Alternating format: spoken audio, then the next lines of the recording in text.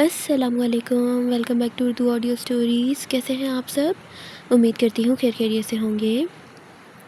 Okay, تو آج ہم پڑھنے والے ہیں پارٹ 9 آف تکمیل حیات سیزن 2۔ امید کرتی ہوں آپ لوگوں کو پسند آئے گا۔ تو بغیر دیر کے اسٹارٹ کرتے ہیں۔ سر میں اٹھتی شدید درد کی ٹھیسوں کے سبب اس کی آنکھ میں اختیار کھلی تھی۔ چہرہ پھر سے واپس اسی انداز میں مقابل کے سینے میں چھپاتے اس نے ایک ہاتھ کی مدد سے اپنے دکھتے سر کو دبایا، جب اچانک اپنے کمر پر کسی کی کھردری انگلیوں کے لمس اور مضبوط ہوتی گرفت پر اس کے حواس یکدم سے بیدار ہوئے۔ نیلی آنکھوں میں سرخی کی ڈوریاں سمیٹے وہ ایک جھٹکے سے بیڈ سے نیچے اتری۔ اب بے یقینی بھری پھیلی نگاہوں سے بیڈ کی سمت دیکھ رہی تھی، جہاں شان بے نیازی سے براجمان عیسیٰ خان اپنے ایک ہاتھ سر کے نیچے رکھے اسے سیاہ پرکشش نگاہوں سے دیکھ رہا تھا۔ ماہرخ کے لب اسے سامنے پاتے ہی پھڑپھڑائے۔ آنکھوں میں ڈھیروں آنسو سمیٹے وہ من مقابل کے برہنہ سینے کو دیکھ جھٹ سے نظریں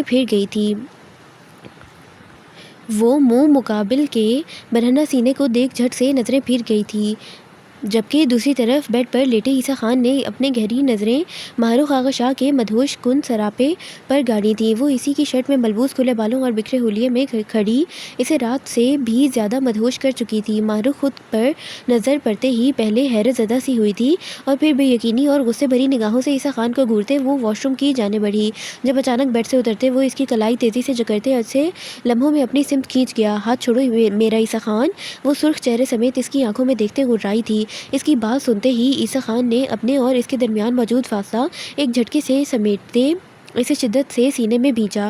تم جانتی ہو ماہی، تمہارے پاس آ کر دور جانا ناممکن ہے میرے لیے۔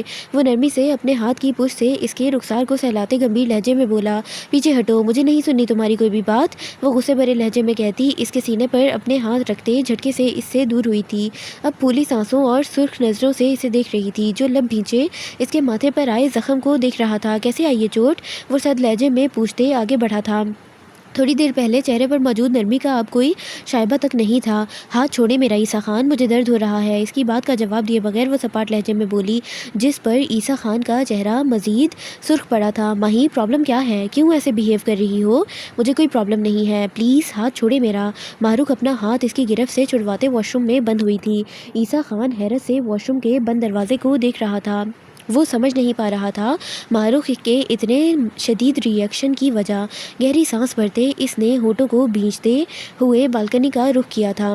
انکل، تیز چلائیں پلیز۔ گاڑی کب سے سنسان سڑک پر گامزن تھی۔ نور آئینہ بے چینی سے ہتھیلیاں مسلتے ڈرائیور سے مخاطب ہوئی تھی۔ ذیلی خان حویلی سے غائب تھی۔ یہ بات اس کے لیے کسی شوق سے کم ہرگز نہیں تھی۔ ڈرائیور کو کے بتاتے ہی وہ اس کے ساتھ حویلی کے لیے روانہ ہوئی تھی۔ محمل یا کسی کو بھی گھر والے کو بتانا اس کے ذہن میں نہیں رہا تھا۔ جی بی جی، ڈرائیور نے جلدی سے سر ہاں میں ہلایا۔ نور آئینہ گھبراہٹ زدہ سی کیفیت میں اپنے بجتے موبائل فون کو اٹھاتے موبائل فون کان سے لگا گئی تھی۔ مون، کہاں ہو تم؟ حویلی سے باہر کیسے آئی تم؟ دوسری طرف سے آتی یسال آغا شاہ کی گرجتی ہوئی آواز پر نور آئینہ کا دماغ سنسا پڑا تھا۔ وہ یسال بابا نے ڈرائیور انکل کو بھیجا ہے، ذیلی کڈنیپ ہو گئی ہے، اس لیے وہ مجھے لینے آئے ہیں۔ Shut up you made lady, جب میں نے منع کیا تھا کہ حویلی سے باہر مت نکلنا تو تم نکلی کیسے؟ اسٹیئرنگ پر پوری قوت سے مکے مارتے وہ اس قدر زور سے دھاڑا تھا کہ نور آئینہ کا پورا وجود بری طرح سے لرزا تھا۔ وہ نہیں جانتا تھا کہ آخر کیا ہوا ہے، کیسے نور آئینہ اس کی ٹائٹ سیکیورٹی کے باوجود بھی حویلی سے باہر کسی غیر مرد کے ساتھ نکلی تھی۔ مگر اس وقت وہ اسلام آباد ایئرپورٹ سے نکلا اپنی گاڑی کو پوری سپیڈ سے چلا رہا تھا۔ گاڑی کی سپیڈ خطرناک حد تک تیز تھی۔ سامنے پڑے موبائل فون پر نظر آتی نور آئینہ کی لوکیشن دیکھ اس کے اشتعال میں مزید اضافہ ہوا تھا۔ مگر یسال، نور کو لگا جیسے اس کا سانس بند ہو جائے گا۔ آنکھوں میں آنسو تیزی سے اکٹھے ہوتے چلے گئے۔ اس نے وحشت زدہ نگاہوں سے ڈرائیور کی جانب دیکھا، جب اچانک مخالف سمت سے آتی گاڑی بری طرح سے اس گاڑی سے ٹکرائی تھی۔ نور آئینہ کی دلدوز چیخ سنتے ہی یسال آغا شاہ پوری قوت سے گرجا۔ یکدم بریک لگانے کے سبب اس کا سر اسٹیئرنگ سے ٹکراتے بمشکل بچا۔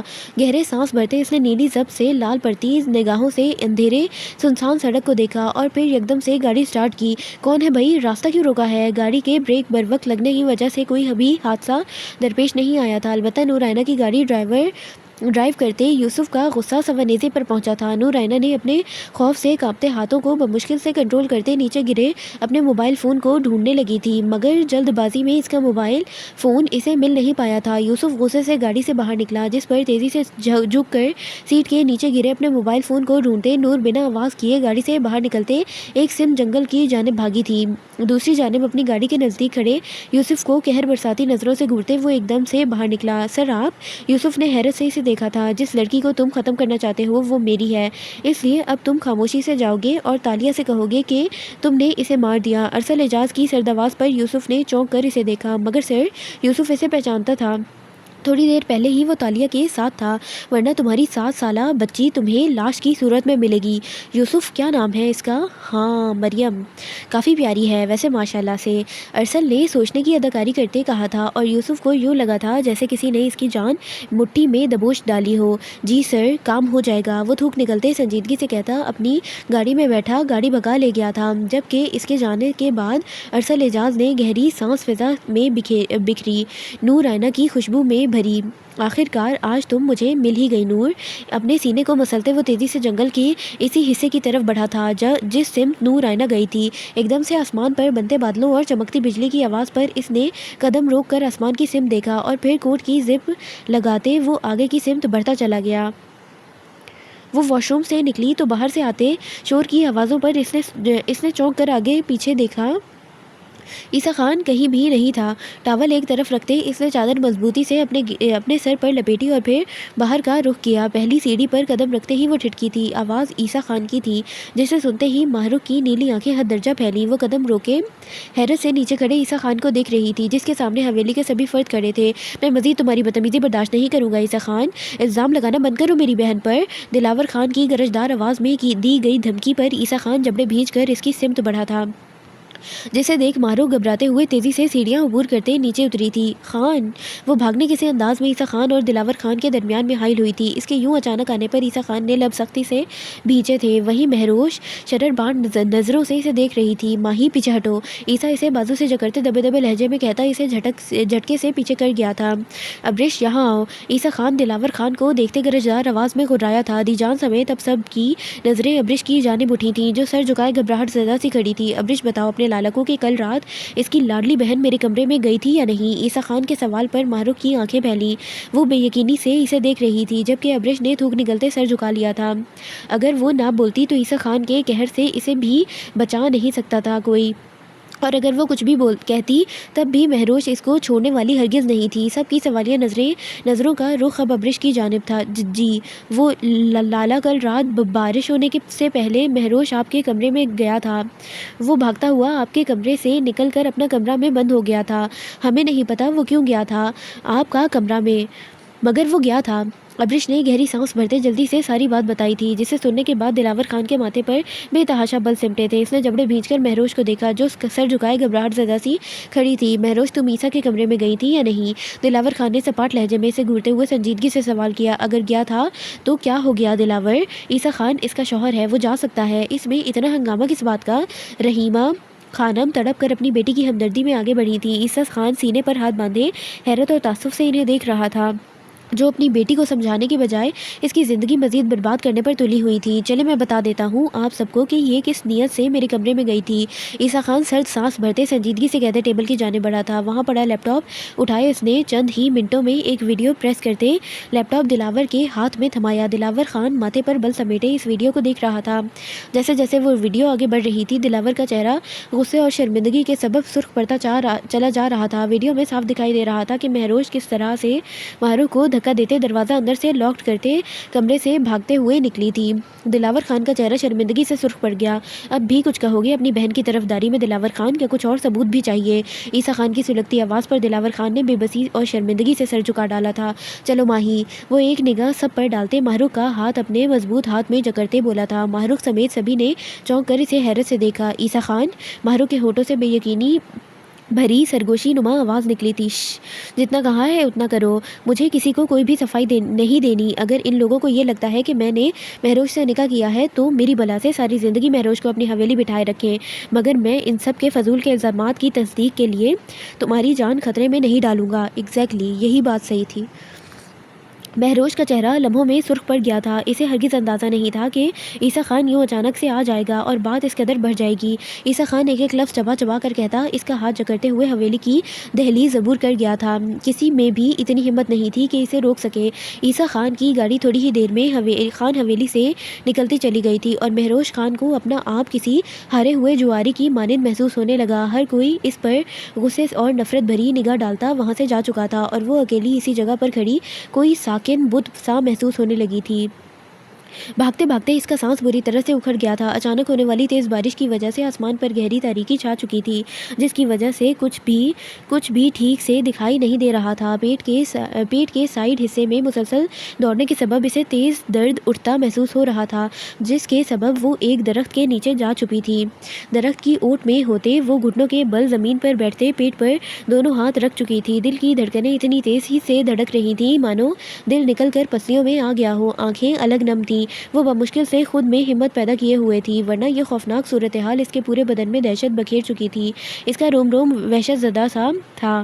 اپنی بے وقوفی پر وہ خود کو کوس رہی تھی۔ کاش وہ محمل کے منع کرنے پر رک جاتی، کاش وہ یسال کو کال کر لیتی، کاش وہ اپنے بابا کو کال کر کے ان سے ہی پوچھ لیتی، مگر اس نے جلد بازی میں ایسا کچھ نہیں کیا تھا اور ایک بار پھر سے وہ مشکل میں تھی۔ بارش کے سبب اس کا پورا بدن بھیگ چکا تھا۔ اس نے چادر مضبوطی سے اپنے سر اور جسم پر لپیٹ رکھی تھی۔ کانپتے ہونٹوں کو ایک دوسرے میں پیوست کیے وہ آنکھیں موندے درخت سے ٹیک لگا کر بیٹھی تھی، جب اچانک اپنے شانے پر کسی کا ہاتھ محسوس کرتے اس کی چیخ فضا میں بلند ہوئی۔ نور ڈرتے ہوئے جگہ سے اٹھی تھی، جب اچانک موبائل فون کی تیز لائٹ اس کی آنکھوں میں پڑی۔ چند سیکنڈز کے لیے اس کی آنکھوں کے آگے اندھیرا سا چھا گیا تھا۔ اسے کچھ بھی دکھائی نہیں دے رہا تھا، دماغ الگ سائیں سائیں کر رہا تھا۔ نور میری خوبصورت جان، کسی غیر مرد کی خباثت سے بھرپور آواز اور اپنی طرف اٹھتے قدموں سے وہ سہمی ہوئی ہرنی کی مانند ڈرتے ہوئے قدم پیچھے کو اٹھانے لگی۔ سیاہ آنکھیں خوف سے مزید سیاہ ہوتی چلی گئی تھیں۔ اس نے کانپتی ٹانگوں سے بے ساختہ ہی پیچھے کی سمت دوڑ لگائی، جب اس کی حرکت کو بھانپتے ہوئے مقابل نے ایک ہی جسٹ میں اس کے سر کے بالوں کو اپنی مضبوط گرفت میں بھرا اور جھٹکے سے اسے زمین پر پڑے کیچڑ میں دھکا دیا۔ نور گھٹنوں کے بل زمین پر گری تھی۔ اس نے بمشکل سے اپنے پیٹ کو اونچا کیے رکھا تھا، ورنہ کوئی بعید نہیں تھا کہ اس کے پیٹ پر گہری چوٹ آتی۔ وہ جھٹکے سے سیدھے ہوتے سہمی آنکھوں سے اسے دیکھتے خود کو پیچھے کی سمت گھسیٹنے لگی۔ دیکھو مجھے چھوڑ دو، وہ روتے ہوئے آگے پیچھے دیکھتے بھیک مانگنے لگی۔ بارش اب پہلے سے بھی زیادہ تیز ہی سے برسنے لگی تھی۔ ارسل اعجاز سینے پر ہاتھ باندھے اس لرزتی کانپتی خوبصورت ساحرہ کو دیکھ رہا تھا، جس نے اتنے عرصے سے اپنے حسن سے اس کی نیندیں، اس کا سکون حرام کیے رکھا تھا۔ وہ نرمی سے اس کے نزدیک جھکا، جس پر وہ لرز کر پیچھے ہوئی۔ سوچا نہیں تھا نور مجھے ایسا کچھ بھی کرنا پڑے گا تمہارے ساتھ، مگر یہ سب ضروری ہے میری جان۔ بس ایک بار میں تمہیں حاصل کر لوں، تمہارے پیٹ میں موجود اس یسال آغا شاہ کے بچے کا دم توڑ دوں، اس کے بعد تمہارے اندر اس کی محبت خود بخود دم توڑ دے گی۔ آج کی رات تم پوری طرح سے ارسل اعجاز کی ہو جاؤ گی اور پھر آگے کی ہر رات تمہیں میری باہوں میں گزارنی پڑے گی۔ وہ للچائی نگاہوں سے اس کے دلکش سراپے کو گہری نظروں سے دیکھتا اچانک اس کی چادر کو جھٹکے سے اس کے وجود سے کھینچ کر دور اچھال گیا تھا۔ نور آئینہ کی دل خراش چیخیں جنگل کی وحشت برپا کرتے ماحول میں گھلتی چلی گئی تھیں۔ بارش کی بوندیں اس کے چہرے پر جا بجا برس رہی تھیں۔ ارسل اعجاز نے اچانک لائٹ کا رخ اس کے وجود کی طرف کیا تھا، جب اچانک اپنی ٹانگوں سے اس کی لائٹ کو پش کرتے نور نے اسے نیچے گرایا تھا۔ یہ سب اتنا اچانک ہوا تھا کہ ارسل جو اس کے بدن کی رانائیوں میں کھویا ہی تھا، وہ گڑبڑا کر جھکا، مگر تب تک بہت دیر ہو چکی تھی۔ یہ کیچڑ کا پانی موبائل فون میں پڑتے ہی موبائل آف ہوا تھا، جس کا فائدہ اٹھاتے نور جھٹ سے اپنا بدن سمیٹتے اٹھی۔ بلا وجہ ہی پھنسی ہے یہ اپنی فضول کی حرکتوں کی وجہ سے۔ مگر اس کی کلائی ارسل اعجاز کے ہاتھ میں آئی تھی۔ ارسل اس کا رخ سامنے کی سمت کرتے کھینچ کر اس کے منہ پر تھپڑ جھڑ گیا تھا۔ مجھے مجبور مت کرو نور آئینہ کہ میں پہلے تمہارے پیٹ میں موجود تمہارے بچے کو ختم کروں۔ وہ اس کی گردن پر اپنے ہاتھ کا دباؤ بڑھاتے گرایا تھا۔ نور آئینہ اپنی گردن پر اس کی جارحانہ گرفت پر بمشکل سے سانس لے پا رہی تھی۔ آنسو روانی سے اس کی آنکھوں سے بہتے جا رہے تھے۔ وہ دل ہی دل میں خدا سے اپنے مرنے کی دعا کرنے لگی تھی۔ اس قدر ضلالت کے بعد وہ جینا ہی نہیں چاہتی تھی۔ ارسل اسے بازو سے پکڑتے گھسیٹتے ہوئے ایک گھنے درخت کے نیچے لایا تھا۔ اسے بے دردی سے نیچے پٹکتے اس نے جھک کر اس کے بازو کو اپنے ہاتھوں سے لاکڈ کرتے اس کے گلے کو درمیان سے جکڑتے قمیص کو کھینچا۔ قمیص چرر کی آواز سے پھٹتی چلی گئی تھی۔ نور بے بسی سے روتی اپنی آنکھیں شدت ضبط سے بند کر گئی تھی۔ ارسل کہا لگاتے اس کے چہرے سے چپکے بال آہستگی سے پیچھے کرتا بغور اس کے سفید پڑتے چہرے کو دیکھنے لگا۔ اندھیرے کے سبب اسے صرف نور آئینہ کا چہرہ دکھائی دے رہا تھا، مگر آج جو سرور اس کے روم روم میں اتر رہا تھا وہ سرور اس کے لیے کسی جنت سے کم ہرگز نہیں تھا۔ یسال! نور آئینہ حلق کے بل چلائی تھی جب اس کی چیخ پر جبڑے بھیجتے ارسل نے ہاتھ اس کے لبوں پر سختی سے جمایا۔ اس کی مزاحمت کرتی کلائیاں ارسل اعجاز کی گرفت میں ٹوٹ رہی تھیں۔ بدن خود پر بیتی قیامت پر خود ہی بے دم ہوتا چلا گیا تھا اور آنکھیں اس قدر پامالی پر خون کے آنسو رو رہی تھیں۔ اس کے دل میں مہم سی امید تھی کہ اس کا رب اسے اس ذلت کی موت سے بچا لے گا۔ یسال آغا شاہ اسے بچا لے گا۔ ارسل اس کی بند آنکھوں اور مزاحمت ترک کرتے وجود کو دیکھ خباثت سے بھرپور کہا لگاتے اس پر جھک گیا۔ ویری گڈ نور، تم نے اچھا کیا جو مزاحمت چھوڑ دی۔ اب میں تمہیں زیادہ تکلیف نہیں دوں گا۔ وہ اس کا گال تھپکتے اسے پچکارتے جھک کر اس کی پیشانی چومنے لگا جب اچانک پیچھے سے پشت پر ہونے والے فائر پر وہ وحشت اور درد سے چیختا بلبلاتا ہوا دور جا گرا تھا۔ گولی اس کی کمر کے بیچوں بیچ لگی تھی جس پر وہ چیختا تڑپتا زمین پر گرا تھا۔ ہاتھ میں پکڑی بندوق پر گرفت مضبوط کرتے وہ وحشت انگیز تاثرات سمیت اپنے بھاری قدم اٹھاتے آگے بڑھا تھا۔ لہو اتری سرخ نگاہوں سے ارسل اعجاز کے چہرے کو نفرت سے گھورتے اس نے بندوق اس پر تانی۔ تجھے اسی دن ختم کر دینا چاہیے تھا جب تو نے پہلی بار میری بیوی کو چھوا تھا۔ ٹارچ کی تیز لائٹ ارسل کی آنکھیں چندھیا گئی تھیں۔ یسال آغا شاہ کی بے تاثر سرد آواز سنتے اس کا سانس صحیح معنوں میں خشک پڑا تھا۔ وہ تھوک نگلتے پیچھے ہونے لگا جب اچانک اس کی ٹانگوں پر فائر کرتے وہ اس کے دونوں اطراف پاؤں رکھتے اس کی آنکھوں کا نشانہ ساتھ گیا۔ یسال آغا شاہ اپنی غلطیاں ہرگز نہیں دہراتا۔ اپنی وحشت بھری نیلی آنکھوں سے اسے گھورتے اس نے پہلا فائر اس کی داہنی آنکھ میں کیا تھا۔ ارسل اعجاز خوفناک چیخ کے ساتھ دم توڑ گیا تھا۔ خون کی چھینٹیں یسال آغا شاہ کے چہرے پر پڑی تھیں مگر وہ سرد پتھریلے تاثرات سمیت کھڑا اب اس کے پورے وجود کو بھون چکا تھا۔ یسال، تم نور کو دیکھو، اسے میں دیکھ لوں گا۔ اس کے شانے پر ہاتھ رکھتے ساحر خانزادہ نے سرد لہجے میں اسے کہا جس نے بندوق جینس کی پاکٹ میں لگاتے اپنا رخ نور آئینہ کی سمت کیا تھا۔ شانوں سے اتارتے بھیگی شال نور کے وجود پر اڑاتے وہ لمحوں میں وہاں سے نکلا تھا۔ ساحر خانزادہ کافی دیر اس کے جانے کا منتظر رہا اور پھر گردن موڑ کر اس نے پاس کھڑے بسام رضا کو غصے سے گھورا۔ ایس پی صاحب، مدد کرنے کا ارادہ ہے یا پھر یوں ہی کھڑے رہو گے؟ ساحر کی غصیلی آواز پر وہ منہ بگاڑتے آگے بڑھا تھا۔ ویسے میرے سالے نے اس کا نشر گولیوں سے ہی بگاڑ دیا۔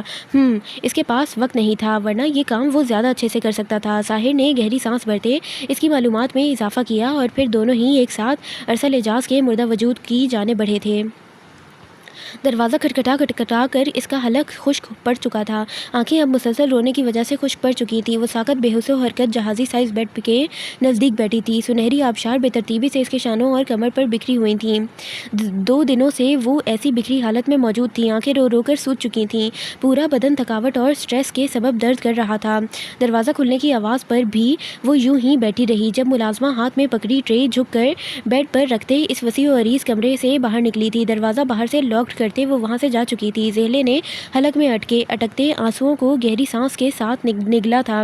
پورا بدن ہلکا ہلکا لرز رہا تھا۔ بھوک کا احساس تو اسے بالکل بھی نہیں تھا مگر اپنے بچے کے لیے وہ بلا ناغہ کھانا کھا رہی تھی۔ زیادہ نہیں مگر چند ایک لقمے زہر مار کرتے اس نے دودھ کا گلاس کانپتے ہاتھوں سے پکڑا اور خاموشی سے پی لیا تھا۔ گلاس واپس ٹرے میں رکھتے وہ سر بیڈ کی پائنتی سے ٹکائے چھت کو گھورنے لگی۔ نہ جانے کب اس کی آنکھ باری پڑنے لگی۔ آہستہ آہستہ وہ نیند کی وادیوں میں اترتی چلی گئی تھی۔ لیپ ٹاپ پر نظر آتے منظر کو سکون سے دیکھتے اس نے گہری سانس بھرتے لیپ ٹاپ بند کیا تھا۔ کمرے سے نکلتے اس کا رخ اب اس روم کی جانب تھا جہاں ذیل خان کو پچھلے 2 دنوں سے رکھا گیا تھا۔ دروازہ کھولتے اس نے آس پاس کھڑے 2 گارڈز کو ہاتھ کے اشارے سے وہاں سے جانے کا حکم دیا اور خود مضبوط قدم اٹھاتے وہ اندر داخل ہوا۔ ساتھ ہی دروازہ اندر سے لاک کیا تھا۔ نظریں بیڈ سے ٹیک لگائے نیم بے ہوشی کی کیفیت میں مبتلا ذیل خان پر پڑی۔ وہ ضبط سے جبڑے بھیجتے بھاری قدموں سے اس کے نزدیک پہنچتے جھک کر اسے باہوں میں بھر گیا تھا۔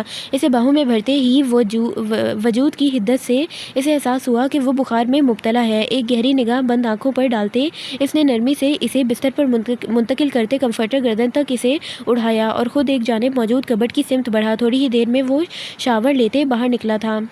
اپنے بھیگے بالوں میں انگلیاں چلاتے وہ ٹاول صوفے پر اچھالتے ڈریسنگ مرر کے سامنے پہنچا جب اچانک میز پر پڑا اس کا موبائل فون رنگ ہوا تھا۔ اس کے ماتھے پر بل سمٹے تھے۔ وہ ایک نظر زہلے پر ڈالتے تیزی سے موبائل فون اٹھا گیا۔ اسکرین پر جگمگاتے زرار پاشا خان کے نمبر کو دیکھ سرخ پڑتی شہد رنگ آنکھوں میں تناؤ سا ابھرا تھا۔ وہ لب سختی سے بھینچتے ان کی کال اٹھاتے اسٹڈی روم میں داخل ہوا۔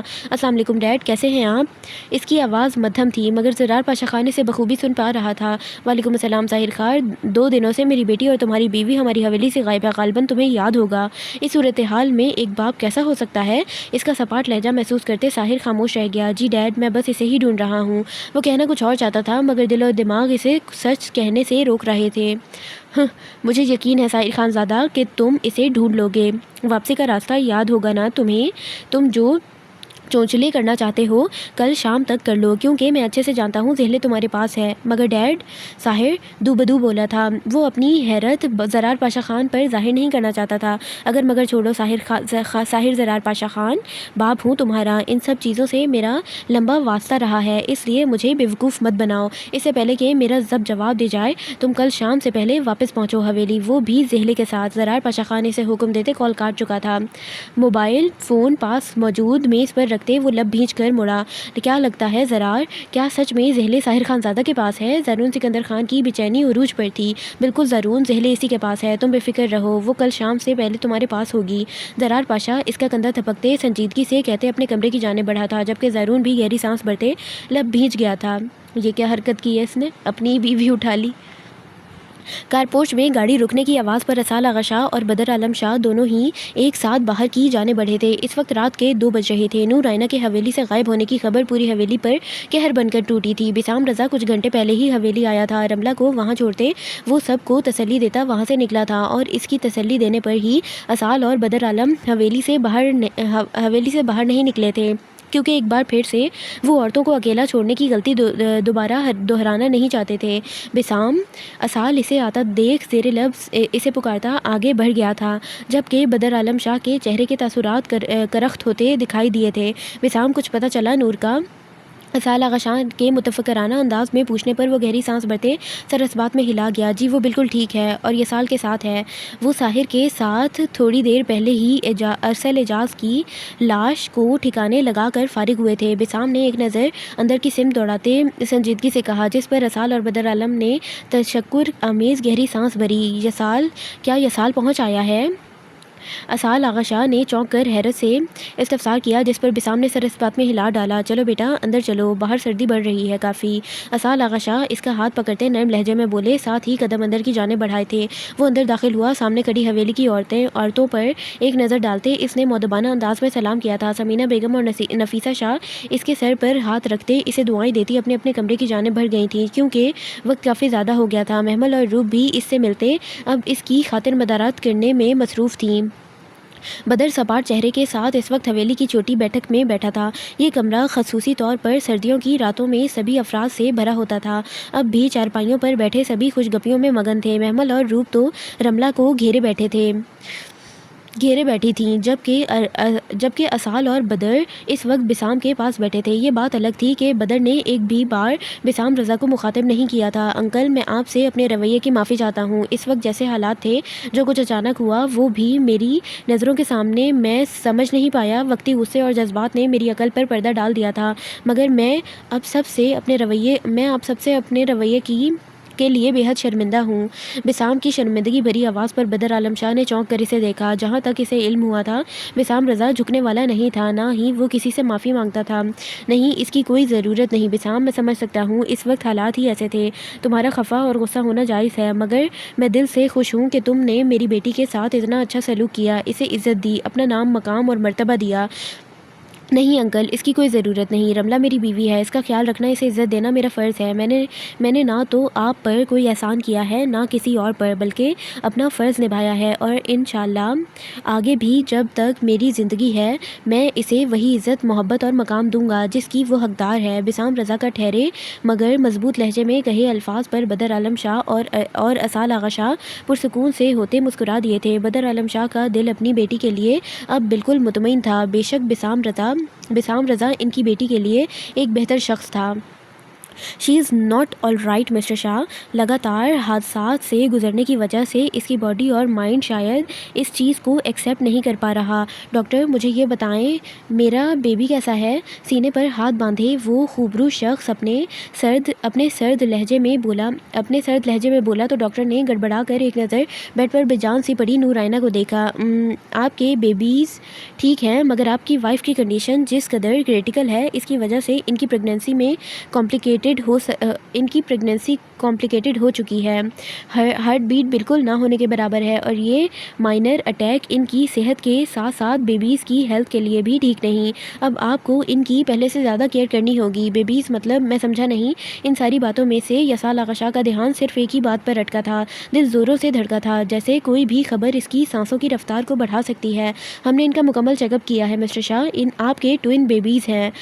ڈاکٹر کی بات پر یسال آغا شاہ کی نیلی آنکھیں الگ سے انداز میں چمکی تھیں. گردن کی ہری رگیں سانس روکنے کے سبب پھول کر سامنے ابھر چکی تھیں. دل کی سپیڈ کئی گنا بڑھی تھی. تھینکس ڈاکٹر, میں پورا خیال رکھوں گا. اس کا ذہن زندگی میں پہلی بار معاف ہوا تھا. زبان پہلی مرتبہ لڑکھڑائی تھی. وہ سمجھ نہیں پا رہا تھا کہ وہ کیا کہنا چاہتا ہے. ڈاکٹر اس کے چہرے کی رنگت دیکھ مسکراہٹ دبائے اپنے کیبن کی طرف بڑھ گئی. دروازہ کھلنے کی آواز پر اس نے آنکھیں سختی سے میچی تھی. کمفرٹر پر گرفت پہلے سے کئی گنا سخت ہوئی تھی. قدموں کی ہٹ اپنے نزدیک محسوس کرتے زہلے نے آنکھیں سختی سے میچیں. جب اچانک کسی کا بھاری ہاتھ اپنی گردن کے گرد لپٹے کمفرٹر پر محسوس کرتے اس نے جھٹ سے سامنے والے پر حملہ کیا. ایک زوردار چیخ کے ساتھ اس کے ہاتھ میں موجود چاقو مقابل کی گرفت میں تھا. اپنی کمر پر کسی کی کھردری سخت انگلیاں محسوس کرتے اس کا سانس ایک دم سے سینے میں اٹکا تھا. چہرہ پسینے سے شرابور ہوا. جب مقابل کی دہکتی سانسیں اپنے چہرے پر محسوس کرتے وہ اپنی کم مائیگی پر بری طرح سے رو دی تھی. کہا تھا مجھ سے کچھ بھی چھپانا مت. اپنے کان کے نزدیک ساحر خانزادہ کی پراسرار سی سرگوشی نما آواز محسوس کرتے اس کا دل زوروں سے دھڑکا تھا. آنکھیں ایک دم سے کھولتے اس نے اندھیرے میں ہی اپنے سامنے کی سمت دیکھنا چاہا مگر کمرے میں پھیلے اندھیرے کے سبب وہ دیکھ نہیں پائی تھی. زہلے خان کی آواز لڑکھڑائی تھی. سنہری آنکھوں سے بہتے آنسو ایک پل کو تھم سے گئے. حواس بحال ہوتے ہی وہ اس کا لمس اس کی خوشبو کو پہچانتے ایک دم سے پاگلوں کی طرح اٹھ کر اس کے سینے سے جا لگی تھی. ساحر خانزادہ لب بھینچ کر سرخ نظروں سمیت خاموش بیٹھا اس کی سسکیاں سن رہا تھا. خان آپ آ گئے؟ مجھے گھر لے چلیں پلیز, مجھے یہاں بہت ڈر لگ رہا ہے. وہ اس کے سینے سے لپٹی بچوں کی طرح رو دی تھی. اس کے آنسو ساحر خانزادہ کے سینے کو بھگو رہے تھے. وہ کافی دیر تک اس کی سسکیاں اس کے آنسو اپنے سینے پر محسوس کرتا رہا اور پھر جب ضبط ٹوٹا تو جبڑے بھینچتے وہ مقابل کے بالوں کو جڑوں سے جکڑتے اس کا چہرہ جھٹکے سے اپنے روبرو کر گیا تھا. لیمپ کی ہلکی سی روشنی جو اس نے آن کی تھی اس میں نظر آتے زہلے خانزادہ کے خوبصورت مرجھائے چہرے کو دیکھتے اس نے جھک کر اس کے آنسو اپنے لبوں سے چنے. جانتی ہو تمہاری یہ آنسو مجھے تکلیف دیتے ہیں تو پھر کیوں کرتی ہو ایسے کام؟ اپنے چہرے پر ساحر خانزادہ کے پرتپش لبوں کا سرکتا لمس محسوس کرتے وہ جی جان سے لرزی تھی. پورا وجود بری طرح سے کپکپانے لگا تھا. میں نے کچھ بھی نہیں کیا خان, وہ روتے ہوئے بمشکل سے بول پائی تھی. وہ سمجھ نہیں پا رہی تھی کہ ساحر ایسا کیوں بول رہا ہے. اس کے حیرت سے پوچھنے پر ساحر نے ایک دم سے اسے چھوڑا تھا جو گہرے سانس بھرتے سوالیہ نظروں سے اسے دیکھنے لگی. ساحر نے ہاتھ بڑھاتے سائڈ ٹیبل پر پڑا اپنا موبائل فون اٹھایا اور فون زہلے کی طرف بڑھایا. زہلے گھبراہٹ سے اس کے فون کو دیکھے گئی جس میں چلتی ویڈیو میں وہ خود تھی, کوئی اور نہیں تھا. یہ وہی منظر تھا جب کچھ ہفتے پہلے وہ ہنی مون پر گئے تھے اور ساحر کو بنا بتائے وہ جھیل پر اکیلی چلی گئی تھی. اس ویڈیو میں صاف دکھائی دے رہا تھا کیسے زہلے چلتی ہوئی جھیل کنارے پڑی لڑکی تک گئی تھی مگر جب اس نے ہاتھ سے اسے چھوا تو اس کا خون سے لت پت وجود الٹ کر اس کے سامنے آیا تھا. زہلے بری طرح سے دہشت زدہ سی ہو کر چیخنے چلانے لگی تھی مگر جانے کیسے خون کی چیٹیں اس کے کپڑوں پر لگ گئی تھیں. وہ پاگلوں کی طرح اپنے کپڑوں کو دیکھتے جھیل کی طرف بھاگی تھی تاکہ پانی سے اپنے خون آلود کپڑوں کو صاف کر سکے مگر گزرتے وقت اس کی ٹانگ اس لاش سے ٹکرائی تھی جس کے نتیجے میں وہ لاش بھی زہلے کے ساتھ ساتھ جھیل میں گری تھی. زہلے کے کپڑوں پر لگا خون کو صاف ہو گیا تھا مگر وہ گھر آ کر کئی گھنٹے شوق میں گری رہی تھی. ساحر خانزادہ جو کسی کام سے شہر گیا تھا اس کے آنے تک وہ خود کو بمشکل سے سنبھال پائی تھی مگر تب تک دیر ہو چکی تھی. حویلی واپسی پر اسے مختلف نمبروں سے ویڈیوز بھیجی جانے لگیں جس میں منظر کو اس طریقے سے قید کیا گیا تھا کہ ایسا لگ رہا تھا جیسے اس لڑکی کو مارنے کے پیچھے زہلے کا ہاتھ ہو اور بس تب سے ہی وہ اس انجان شخص کے کہے مطابق ہر کام کرتی چلی گئی تھی۔ ظاہر نے ضبط سے جبڑے بھینچتے، موبائل فون دور پھینکتے اس کا بازو زوردار طریقے سے جکڑا تھا۔ اتنا سب کچھ ہوتا رہا زہلے خان، اور تم نے مجھے بتانا تک ضروری نہیں سمجھا؟ ظاہر کی دھاڑ پر وہ سہم کر اپنے لبوں پر ہتھیلی جماتے بمشکل اپنی چیخوں کا گلا گھونٹ پائی تھی۔ آنسو تیزی سے ان جھیل سی گہری آنکھوں سے بہتے جا رہے تھے، جبکہ زہلے خان کا دل ظاہر خانزادہ کے غصے، اس کے بپھرے ہوئے روپ کو دیکھ کر بری طرح سے لرز رہا تھا۔ مجھے لگا کہ آپ مجھے کیوں چھوڑوں گا میں تمہیں زہرے؟ کیا ہمارا رشتہ اتنا کمزور ہے جو ذرا سی بات پر ٹوٹ جائے گا؟ کیا یقین نہیں ہے تمہیں مجھ پر؟ اگر تمہیں یقین ہی نہیں مجھ پر تو ہم ساتھ ہی کیوں ہیں؟ چھوڑ دینا چاہیے ہمیں ایک دوسرے کو، وہ سپاٹ لہجے میں کہتا ایک دم سے بستر سے اٹھا، اب تیزی سے کمرے سے باہر کی جانب نکلنے لگا۔ نہیں خان۔ اسے یوں خفا ہوتے خود سے دور جاتا دیکھ زہلے خان گھبرا کر اسے پکارتی بیڈ سے تیزی سے اتری، مگر اچانک اس کا پاؤں کمفرٹر میں اٹکا تھا۔ اس کے لبوں سے ایک زوردار چیخ بلند ہوئی تھی۔ وہ منہ کے بل زمین پر گرتی کہ ظاہر خانزادہ تیزی سے واپس پلٹا اور اسے گرنے سے پہلے تھام گیا تھا۔ اس کا دل 200 کی سپیڈ سے دھڑک رہا تھا۔ وہ لب نیچے اسے بازوؤں سے جکڑتے نرمی سے بستر پر بٹھاتا خود بھی اس کے نزدیک بیٹھا، جب اچانک وہ پھر سے اس کے سینے سے لگتے اس کا سانس روک گئی تھی۔ جانا نہیں ہے کیا؟ وہ اچانک کمرے میں داخل ہوتے بلند آواز میں اسے مخاطب کرتے بولے تھے۔ نور آئینہ نے چونک کر انہیں دیکھا، ایک نگاہ ان پر ڈالتے وہ لب بھینچ کر رخ کھڑکی کی سمت موڑتے پھر سے خاموش نگاہوں سے باہر کی سمت دیکھنے لگی۔ زرار پاشا خان کا مسکراتا ہوا چہرہ ایک دم سے مرجھا سا گیا تھا، شہد رنگ آنکھوں کی چمک اچانک سے ماند پڑی۔ پرنسس ناراض ہو کے اپنے بابا سے؟ وہ کمرے میں داخل ہوتے اس کے قریب پہنچتے مستفسر ہوا تھا۔ نور آئینہ ایک دم سے گھبرا کر مڑی تھی۔ ایسی بات نہیں ہے بابا، میں آپ سے کیوں ناراض ہونے لگی؟ وہ ایک دم سے ان کے سینے سے لگتی بے بسی سے بولی تھی۔ جانے کیوں اس کا موڈ اتنا خراب ہو چکا تھا، وہ نہ چاہتے ہوئے بھی انہیں اگنور کر چکی تھی، یہ جانتے ہوئے بھی کہ اس کی اگنورنس اور ناراضگی وہ کبھی بھی برداشت نہیں کر پاتے۔ تو پھر کیا بات ہے؟ کیوں نہیں جا رہی میری گڑیا آئس کریم کھانے؟ وہ نرمی سے اس کا سر تھپکتے گویا ہوئے۔ بس میرا دل نہیں چاہ رہا بابا، وہ گہری سانس بھرتے بولی تھی۔ تو زرار پاشا خان نے ہنکارا بھرا تھا۔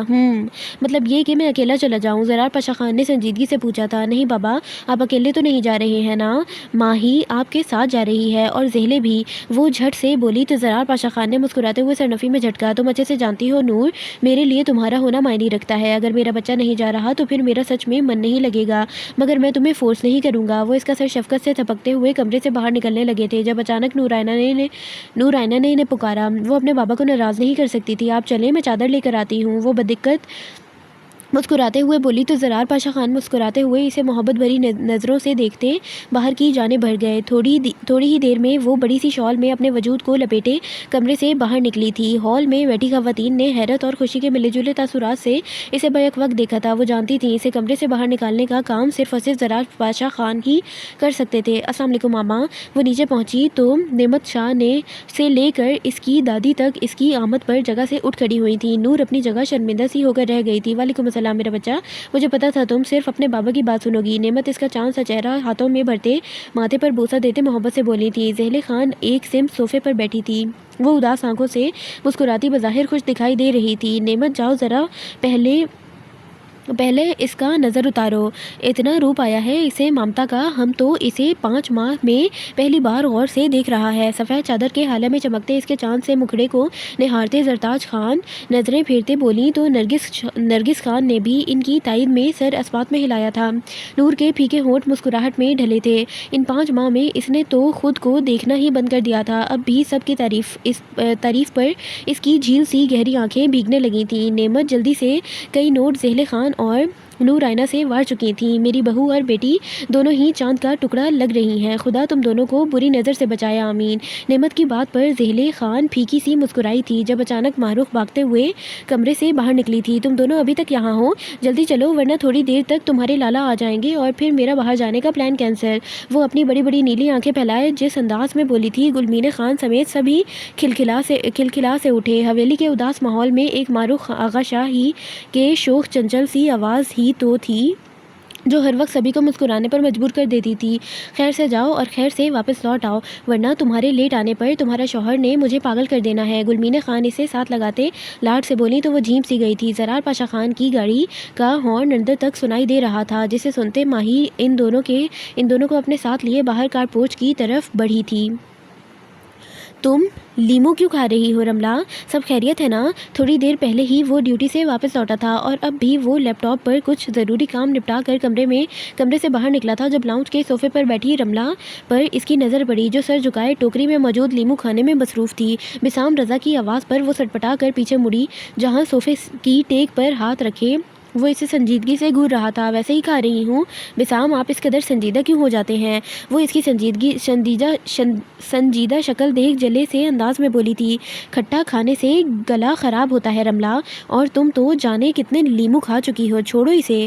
وہ سختی سے کہتے باسکٹ اس کے ہاتھ سے لے چکا تھا۔ رملہ حیرت سے منہ پھلائے اسے بے یقینی سے دیکھنے لگی۔ اچھا مجھے واپس کریں، میں کچن میں رکھ کر آتی ہوں۔ وہ گہری سانس بھرتے اس کے ہاتھ میں موجود باسکٹ کو دیکھتے ہوئے کہا۔ بسام رضا کی سرمئی آنکھیں ضرورت سے زیادہ پھیلی تھیں۔ ضرورت نہیں میری پیاری بیوی، تم کمرے میں چلو، میں آتا ہوں۔ وہ اسے جھڑکتے ہوئے روم میں بھیجتا خود کچن کی جانب بڑھ گیا تھا۔ کچن سے نکلتے ہی وہ طاہرہ بیگم کے کمرے کی طرف بڑھا تھا۔ ان کی طبیعت صبح سے ٹھیک نہیں تھی۔ وہ صبح بھی ڈیوٹی پر جانے سے پہلے انہیں دیکھ کر گیا تھا، اب بھی وہ سیدھا ان کے پاس پہنچا تھا جو گہری نیند میں تھی۔ انہیں سوتا دیکھ وہ بنا آہٹ کیے اپنے کمرے میں واپس لوٹ آیا تھا۔ دروازہ کھولتے ہی وہ کیپ سر سے اتارتے دروازہ اندر سے لاک کرتے ایک دم سے مڑا تو نظریں بیڈ پر سوئی رملہ پر پڑی۔ وہ بے حد چونکا۔ کیپ ٹیبل پر رکھتے وہ اس کے پاس گیا۔ اب بغور اس کے زرد پڑتے چہرے کو دیکھتے وہ ایک دم سے ہاتھ اس کی پیشانی پر رکھ گیا تھا۔ اسے تو بخار بھی نہیں ہے۔ وہ ماتھے پر بل سمیٹے فکر مندی سے سوچتے گہری سانس بھرتے رہ گیا، پھر اتنی جلدی کیسے سو گئی رملہ؟ وہ خاصا متفکر ہوا تھا۔ وہ تو ساری رات اس سے باتیں کرتی رہتی تھی۔ وسام کی لاکھوں منتیں کرنے کے بعد وہ پھر کہیں جا کر سوتی تھی، مگر اب 2-3 دنوں سے وہ نوٹ کر رہا تھا کہ وہ وقت سے پہلے ہی سو جاتی تھی۔ ہونٹ دانتوں تلے کچلتے وہ سر جھٹک کر کبٹ کی جانب بڑھا۔ اپنا نائٹ ڈریس نکالتے وہ واش روم کی سمت بڑھا تھا۔ تھوڑی دیر کے بعد وہ فریش ہوتا گرے شرٹ اور لوز گرے ٹراؤزر میں باہر نکلا۔ وہ ایک کیس پر کام کر رہا تھا اور اس وقت بھی اسے کچھ کلوز کے سرے جوڑنے تھے۔ جبھی موبائل فون پر اپنے ساتھی کو ہدایات دیتے وہ کبٹ کی جانب بڑھا۔ وہاں موجود اپنی فائلز میں سے ایک سرخ رنگ کی فائل نکالتے وہ کبٹ بند کرنے لگا جب اچانک اس کی نظر ایک نئی فائل پر پڑی۔ اپنی چیزوں کو لے کر وہ شروع دن سے بہت محتاط رہتا تھا۔ اسے ایک فائل کے بارے میں علم رہتا تھا۔ اب بھی وہ سیاہ رنگ کی فائل کو استفہامیہ نظروں سے دیکھ رہا تھا جو کہ قریباً باقی فائلز کے پیچھے چھپی پڑی تھی۔ بسام نے جھک کر وہ فائل باہر نکالی اور کبٹ کا ڈور بند کرتے وہ جیسے ہی مڑا فائل کھولتے ہی اس کی آنکھیں حد درجہ پھیلی تھیں۔ چہرہ ایک دم سے بے تحاشا سرخ پڑا تھا۔ وہ حیرت و بے یقینی سے فائل پر لکھے الفاظ کو پڑھ رہا تھا۔ بے ساختہ ہی اس نے کبٹ پر ہاتھ رکھتے رخ موڑتے بیڈ پر لیٹی رملہ کو دیکھا جو سکون سے سو رہی تھی۔ فائل میں لکھے الفاظ ایک بار پھر سے اس کے دماغ میں گھومنے لگے تھے۔ وہ پسینے سے شرابور چہرے سمیت ایک دم گھبراہٹ سے مڑا۔ وہ فائل دوبارہ سے کبڈ میں اسی جگہ رکھتے بمشکل سے صوفے تک پہنچا۔ اب بے جان ہوتے وجود کے ساتھ وہ قریباً صوفے پر ڈھہ سا گیا تھا۔ رملہ بسام رضا پریگننٹ تھی اور یہ بات وہ اس سے چھپا رہی تھی۔ بسام نے رومال نکالتے اپنے ماتھے پر چمکتے پسینے کو صاف کیا۔ کچھ ماہ پہلے ہوا حادثہ اس کے ذہن میں پھر سے تازہ ہوا تھا جس میں ڈاکٹرز نے انہیں سختی سے ہدایت کی تھی کہ وہ 3-4 سالوں تک بیبی پلان نہیں کر سکتے اور اگر ایسا ہوا تو رملہ کا بچ پانا ناممکن تھا۔ بسام کو یاد تھا اس نے باقاعدہ طور پر رملہ کو ہدایت دی تھی کہ اس کے ساتھ ساتھ وہ دونوں ہی ڈاکٹرز کی بتائی میڈیسن استعمال بھی کر رہے تھے۔ ان سب کے بعد یہ ممکن ہی نہیں تھا کہ رملہ اتنی جلدی کنسیو کر پاتی۔ وہ شدید مضطرب سی کیفیت میں سامنے لیٹی لڑکی کو دیکھ رہا تھا جو چند ماہ میں ہی اس کی زندگی کا اثاثہ بن چکی تھی۔ رملہ کے دور جانے کا خیال ہی سینے میں قید دل کی دھڑکنوں کی رفتار سست کر دیتا تھا۔ اس کا مطلب صاف تھا کہ رملہ نے میڈیسن سکپ کی تھی اور کیوں کی تھی وہ یہ بات بھی بخوبی جانتا تھا، مگر اس وقت اسے سوتا دیکھ وہ چاہ کر بھی اس کی نیند خراب نہیں کر سکتا تھا۔ رپورٹس پچھلے ہفتے کی تھی، اس کا مطلب وہ کچھ دن پہلے ہی پریگننٹ ہوئی تھی اور اب وہ خود کو دونوں طرف سے بری طرح سے بے بس محسوس کر رہا تھا۔ اپنے بچے کا سوچتے ہی اس کے ہاتھ پیر پھول گئے تھے۔ وہ سمجھ نہیں پا رہا تھا کہ وہ کرے تو کیا کرے۔ دم گھٹنے پر وہ جلدی سے شرٹ کے اوپری بٹن کھولتے بالکنی کی جانب بڑھا تھا۔ اسے آج رات ہی کسی نتیجے پر پہنچنا تھا اور وہ فیصلہ کر چکا تھا کہ اسے کیا کرنا ہے۔ بیٹا تم تینوں اندر بیٹھو، میں تھوڑی دیر میں آتا ہوں۔ وہ آئس پارک میں تھے جب زرار پاشا خان کسی کام کے سبب گاڑی سے اترے وہ گاڑی کی پچھلی سیٹ پر بیٹھی نور معروف اور زہلے کو ہدایت دیتے خود ایک سمت بڑھ گئے تھے۔ معروف اور زہلے ایک دوسرے سے باتیں کرنے میں مگن تھی، جبکہ ان دونوں کے برعکس نور آئینہ جب سے آئی تھی وہ تب سے ہی خاموش تھی۔ جھیل سی گہری خوبصورت آنکھیں نم تھیں، نم تو یہ آنکھیں پچھلے 5 ماہ سے تھیں۔ یسال آغا شاہ نے ٹھیک کہا تھا، وہ اس پر ایسا حاوی ہوا تھا کہ وہ ان نیلی آنکھوں والے مغرور شخص کی دیوانی ہو گئی تھی، اور اب وہ شخص اس سے گن گن کر بدلے لے رہا تھا، اسے میسر نہ آ کر، اسے خود سے دور رکھ کر، اپنا دیوانہ بنا کر اسے یوں چھوڑ گیا تھا وہ جیسے وہ تو اسے جانتا بھی نہ ہو۔ نور نے گہری سانس بھرتے اپنے آنسو خود میں انڈیلنے کی ناکام سی کوشش کی تھی، جب اچانک اس کی نظر سڑک کے بیچوں بیچ بیٹھے خوبصورت بلی کے بچے پر پڑی۔ وہ سردی میں ٹھٹر رہا تھا۔ نور نے فکر مندی سے ٹیک چھوڑی، اب بےتابی سے آگے پیچھے دیکھا۔ زرار پاشا خان دوسری جانب کسی سے بات کر رہے تھے۔ اس نے پلٹ کر دیکھا تو زہلے اور معروف بھی کسی سے بات کرنے میں مصروف تھیں۔ وہ بے چینی سے ہونٹ کچلتے گاڑی کا دروازہ کھولتے باہر نکل گئی۔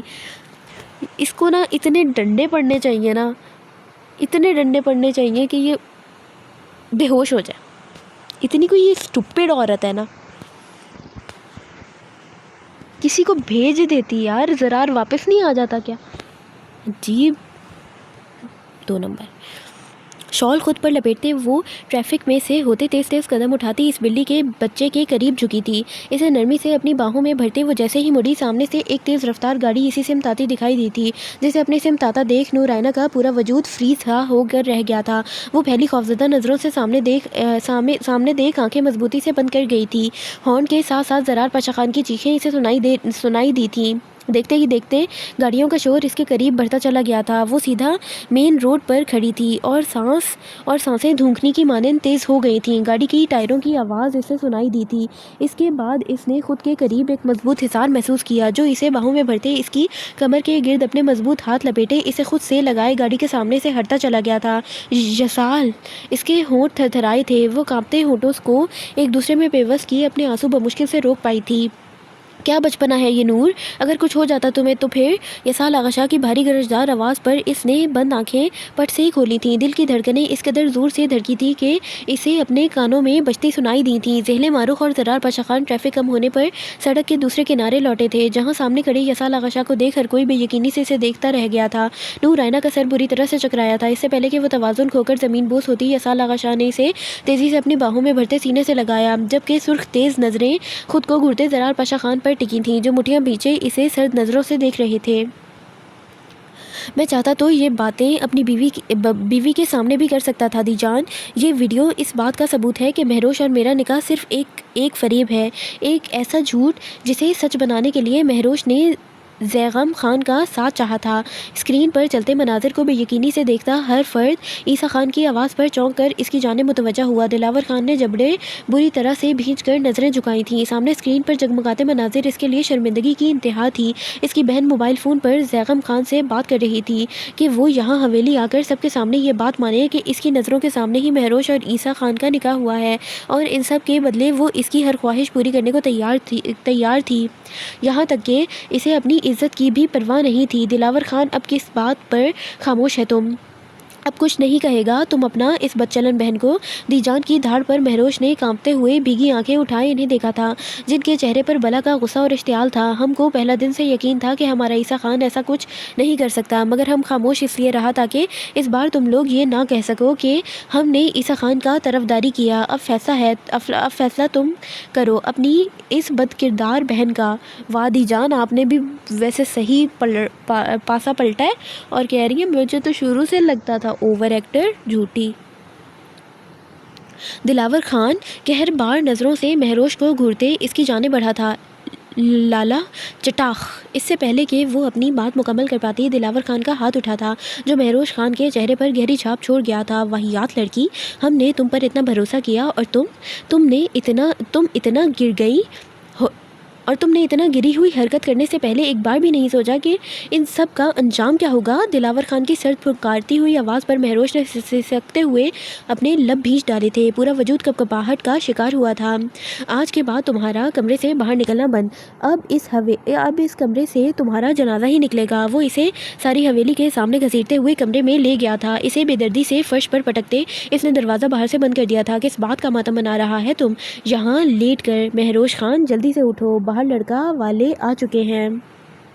سوریا خانم کی کڑکدار آواز پر مہروش نے بھیگی آنکھیں اٹھائے ان کی سم دیکھا تھا۔ خیالوں کا تسلسل ٹوٹا تھا، جیسے اسے ایک امید تھی کہ آج کے دن اس کی ماں، بھائی یا پھر باپ میں سے کوئی نہ کوئی تو آئے گا، مگر آج اتنے مہینے گزر جانے کے بعد بھی کوئی بھی نہیں آیا تھا اس سے ملنے۔ چچی میری مدد کریں، مجھے یہ شادی نہیں کرنی، پلیز میری مدد کریں۔ سوریا خانم نے ہاتھ میں پکڑا تھال ایک سمت رکھتے اسے گھور کر دیکھا۔ کیسا مدد لڑکی؟ وہ نفرت آمیز نگاہوں سے اسے دیکھتے سنجیدگی سے مستفسر ہوئی۔ مہروش نے بے دردی سے اپنے آنسو صاف کرتے انہیں بھیگی آنکھوں سے دیکھا۔ آپ جانتی ہیں نا لالا، مجھ سے دگنی عمر کے آدمی سے میری شادی کروا رہے ہیں، وہ بھی ایسا آدمی جو پہلے 2 شادیاں کر چکا ہے۔ خیر دس از رانگ، مطلب ایک نارمل رشتہ بھی ڈھونڈا جا سکتا تھا اس کے لیے، اس نے غلطی کی ہے ٹھیک ہے، لیکن نارمل انسان سے شادی کرنا تو ڈیزرو کرتی ہے نا، پھر بھی سدھارو اسے پہلے۔ عجیب، مطلب نارمل تو وہ بھی ہے 2 شادیوں والا، بٹ میچ تو نہیں بنتا نا۔ عجیب، تو اس میں کیا برا بات ہے؟ ہمارا خاندان میں لوگ 4 شادیاں بھی کرتا ہے، اور جیسا تمہارا کرتوت ہے، شکر کرو تمہارا شادی کروا رہا ہے ہم لوگ، ورنہ تم اس قابل بھی نہیں ہو۔ وہ سر جھٹکتے ہوئے تنفر سے بولی تو مہروش نے بے بسی سے انہیں دیکھا۔ ایک مہم سی امید تھی دل میں، وہ بھی اب ختم ہوتی چلی گئی تھی۔ ابرش اسے جلدی سے تیار کرو، تھوڑی دیر میں اس کا نکاح ہے۔ کمرے میں داخل ہوتی ابرش کو دیکھتے سوریا خانم سرد لہجے میں حکم دیتے خود کمرے سے باہر نکلتی چلی گئی تھیں۔ ہاؤ ڈیئر یو یسال آغا شاہ، ہمت بھی کیسے کی تم نے میری پرنسس کو چھونے کی؟ زرار پاشا خان اسے ایک بار پھر اپنے سامنے دیکھ اپنا اپا کھوتے اس کی جانب تیزی سے بڑھتے نورائنہ کے بے ہوش وجود کو اپنے بازوؤں کے حلقے میں لے چکے تھے۔ یسال نے بمشکل سے اپنی سرخ پڑتی نیلی آنکھوں کو میچتے اپنے اندر اٹھتے اشتعال کو قابو کرنا چاہا، جو کہ ناممکن سی بات تھی۔ اس سے پہلے کہ میں بھول جاؤں کہ تمہارا مہدی بیٹی کے ساتھ کیا رشتہ ہے، میری بیٹی کے ساتھ کیا رشتہ ہے، میری آنکھوں کے سامنے سے دور ہو جاؤ۔ وہ اس پر دھارتے ہوئے نورائنہ کو اپنی باہوں میں بھرتے گاڑی کی سمت بڑھے تھے۔ زحلِ خان بھی تیزی سے گاڑی کی جانب بڑھ گئی تھی، جبکہ ماہروخ وہیں کھڑی بے بسی سے بھیگی آنکھوں سمیت یسال کو دیکھ رہی تھی، جو اتنے ماہ کے بعد آج جانے کیسے لوٹا تھا۔ یسال، وہ کپکپاتے لبوں سے اسے پکارتے آگے بڑھی۔ رخ، تم نور کے ساتھ جاؤ جلدی۔ وہ اس کے سر پر بوسہ دیتے سنجیدگی سے کہتے خود اپنی گاڑی کی طرف بڑھ گیا تھا۔ ماہروخ نہ سمجھی سے اس کی چوڑی پشت کو دیکھتے گہری سانس بھرتے واپس مڑی۔ زرار اسے آتا دیکھ گاڑی سٹارٹ کرتے ہاسپٹل کی جانب بڑھا گیا تھا۔ نہیں، ہم کوشش کر رہے ہیں، مگر عین ٹائم پر وہ یسال آغا شاہ خود کود پڑا، اسی وجہ سے ہم اٹیک نہیں کر پائے۔ موبائل فون کے اسپیکر سے گونجتی مقابل کی سرد آواز پر رہبر شاہ نے ہاتھ کی مٹھی بناتے اپنے اندر اٹھتے طوفان پر قابو پانے کی ناکام سی کوشش کی تھی۔ آنکھیں مسلسل سرخ ہو رہی تھیں، اور ایسا ہی کچھ حال اس کے ساتھ بیٹھی تالیہ کا بھی تھا۔ وہ دونوں صبر کے کڑوے گھونٹ بھرتے رہ گئے تھے۔ ٹھیک ہے، تم پیچھا کرو ان کا، جیسے ہی موقع ملے اس نور کا کام تمام کر دو، اس نے حکم دیتے کال کاٹی تھی۔ اب کیا کریں گے ہم؟ اتنے مہینوں کے انتظار کے بعد وہ حویلی سے نکلی تھی، اور اب بھی اس یسال آغا شاہ نے اسے بچا لیا۔ رہبر کا غصہ کسی بھی طور کم نہیں ہو رہا تھا۔ پچھلے 5 ماہ سے اس نے ایک دن کیسے کاٹا تھا یہ صرف وہی جانتا تھا۔ آج جب اتنا بڑا موقع ملا تھا تو پھر کیسے وہ نور آئینہ اس کے ہاتھوں سے زندہ بچ کر واپس چلی گئی؟ باس، باہر کوئی آیا ہے، کب سے آپ سے ملنے کی ضد کر رہا ہے۔ میں نے بھگانے کی کوشش کی تو کہتا ہے کہ اندر جا کر بتاؤ کہ ارسل اعجاز کا چھوٹا بھائی آیا ہے۔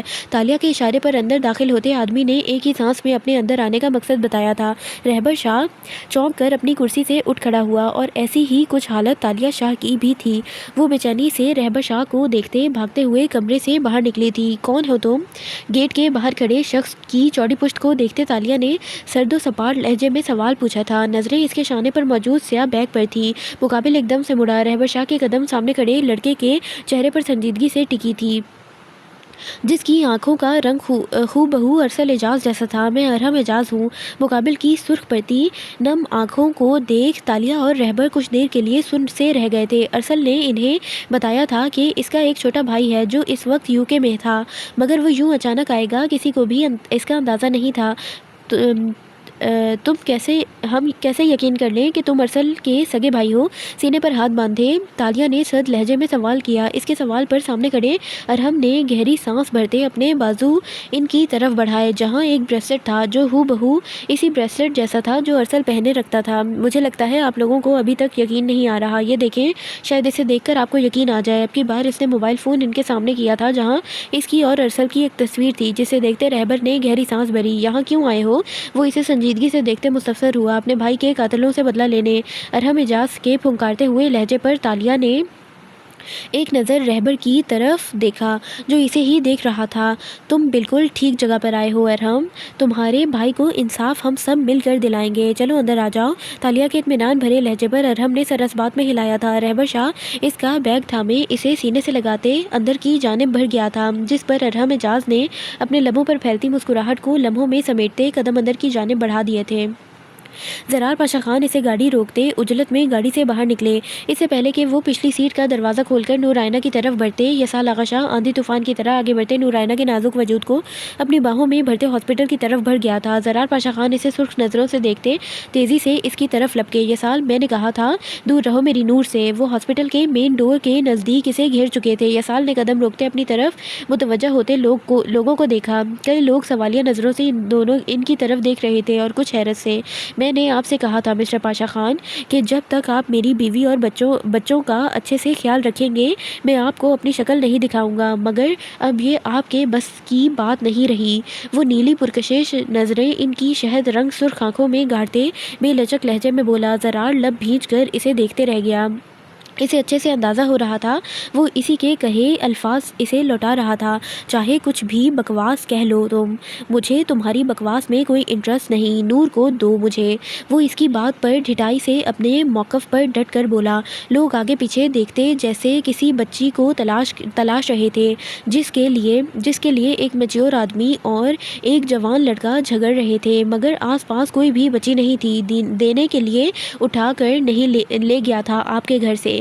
اپنی بات کا پکا ہوں میں، اسی لیے 5 ماہ تک آپ کے سامنے نہیں آیا، مگر اب آپ میں دم ہے تو مجھے مون سے ایک سیکنڈ کے لیے بھی دور کر لیں، میں مان جاؤں گا آپ کو اپنی بیٹی مجھ سے زیادہ لاڈلی ہے۔ وہ اس کی آنکھوں میں دیکھتے دھڑلے سے چیلنجنگ انداز میں بولا تھا۔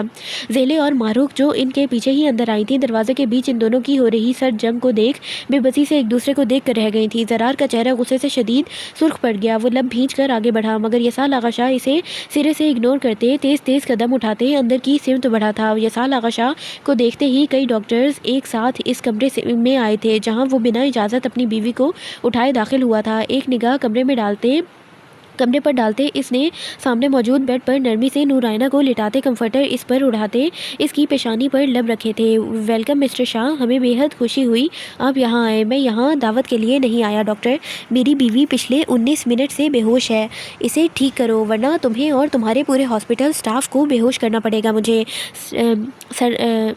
شرٹ کے کف فولڈ کرتے وہ اپنے مخصوص انداز میں بولا تو ڈاکٹر نے سر اسپات میں ہلاتے قدم کمرے سے باہر کی سمت بڑھائے تھے۔ تھوڑی ہی دیر میں ہاسپٹل کی گائنیکولوجسٹ وہاں موجود تھی۔ آپ سب باہر جائیں، میں ان کا چیک اپ کرنا چاہتی ہوں۔ ڈاکٹر کی بات پر زرار پاشا خان، زہلے خان اور ماہروخ آغا شاہ باہر نکلے تھے۔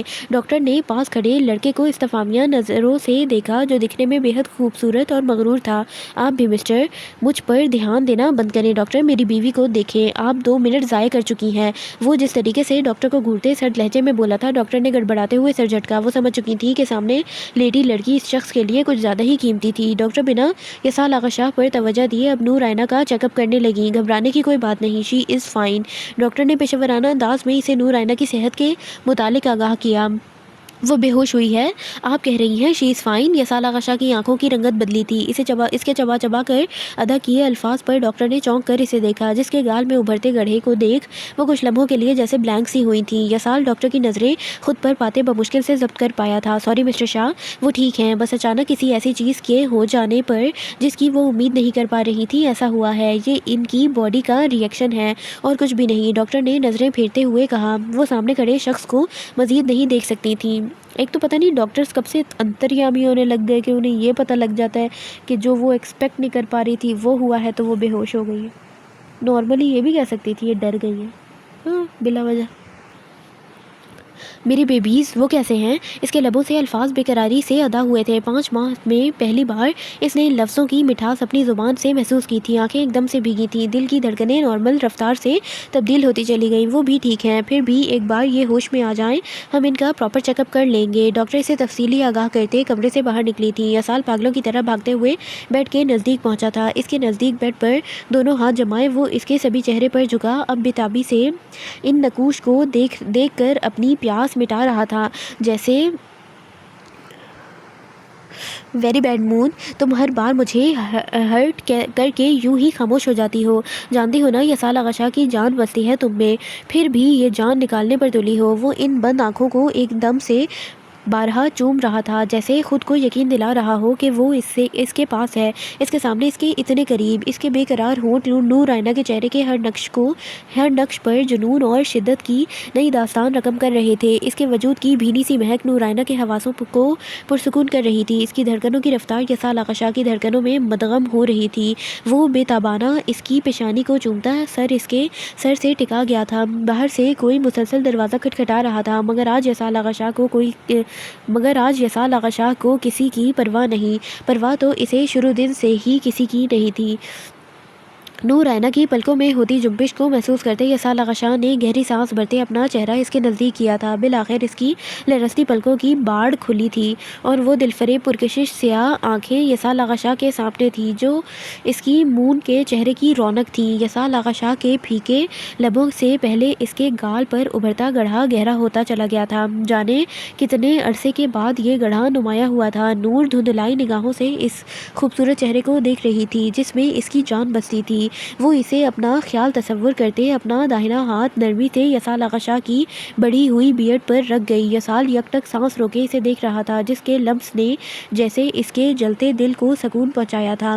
پورا وجود دھڑکنوں کی مانند محسوس ہوا تھا اسے۔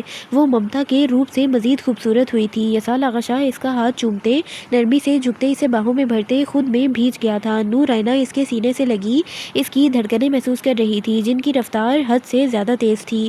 دروازے پر ہوتی دستک پر وہ جیسے کچھ دیر بعد ہی ہوش کی دنیا میں لوٹی تھی۔ ایک دم سے اسے تھوڑی دیر پہلے گزرا وقت یاد آیا تھا۔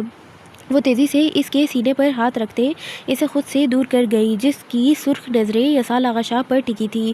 یسال نے گہری سانس بھرتے اسے دیکھا، جو بیڈ سے اترنے کو پر تول رہی تھی، اور پھر ایک نظر دروازے کی سمت دوڑائی، جہاں سے اب زارون، سکندر خان اور باقی سب کی بھی آوازیں سنائی دے رہی تھی۔ کچھ سوچتے ہوئے وہ اپنے چہرے پر آتے بالوں کو پیچھے کرتے آگے بڑھا اور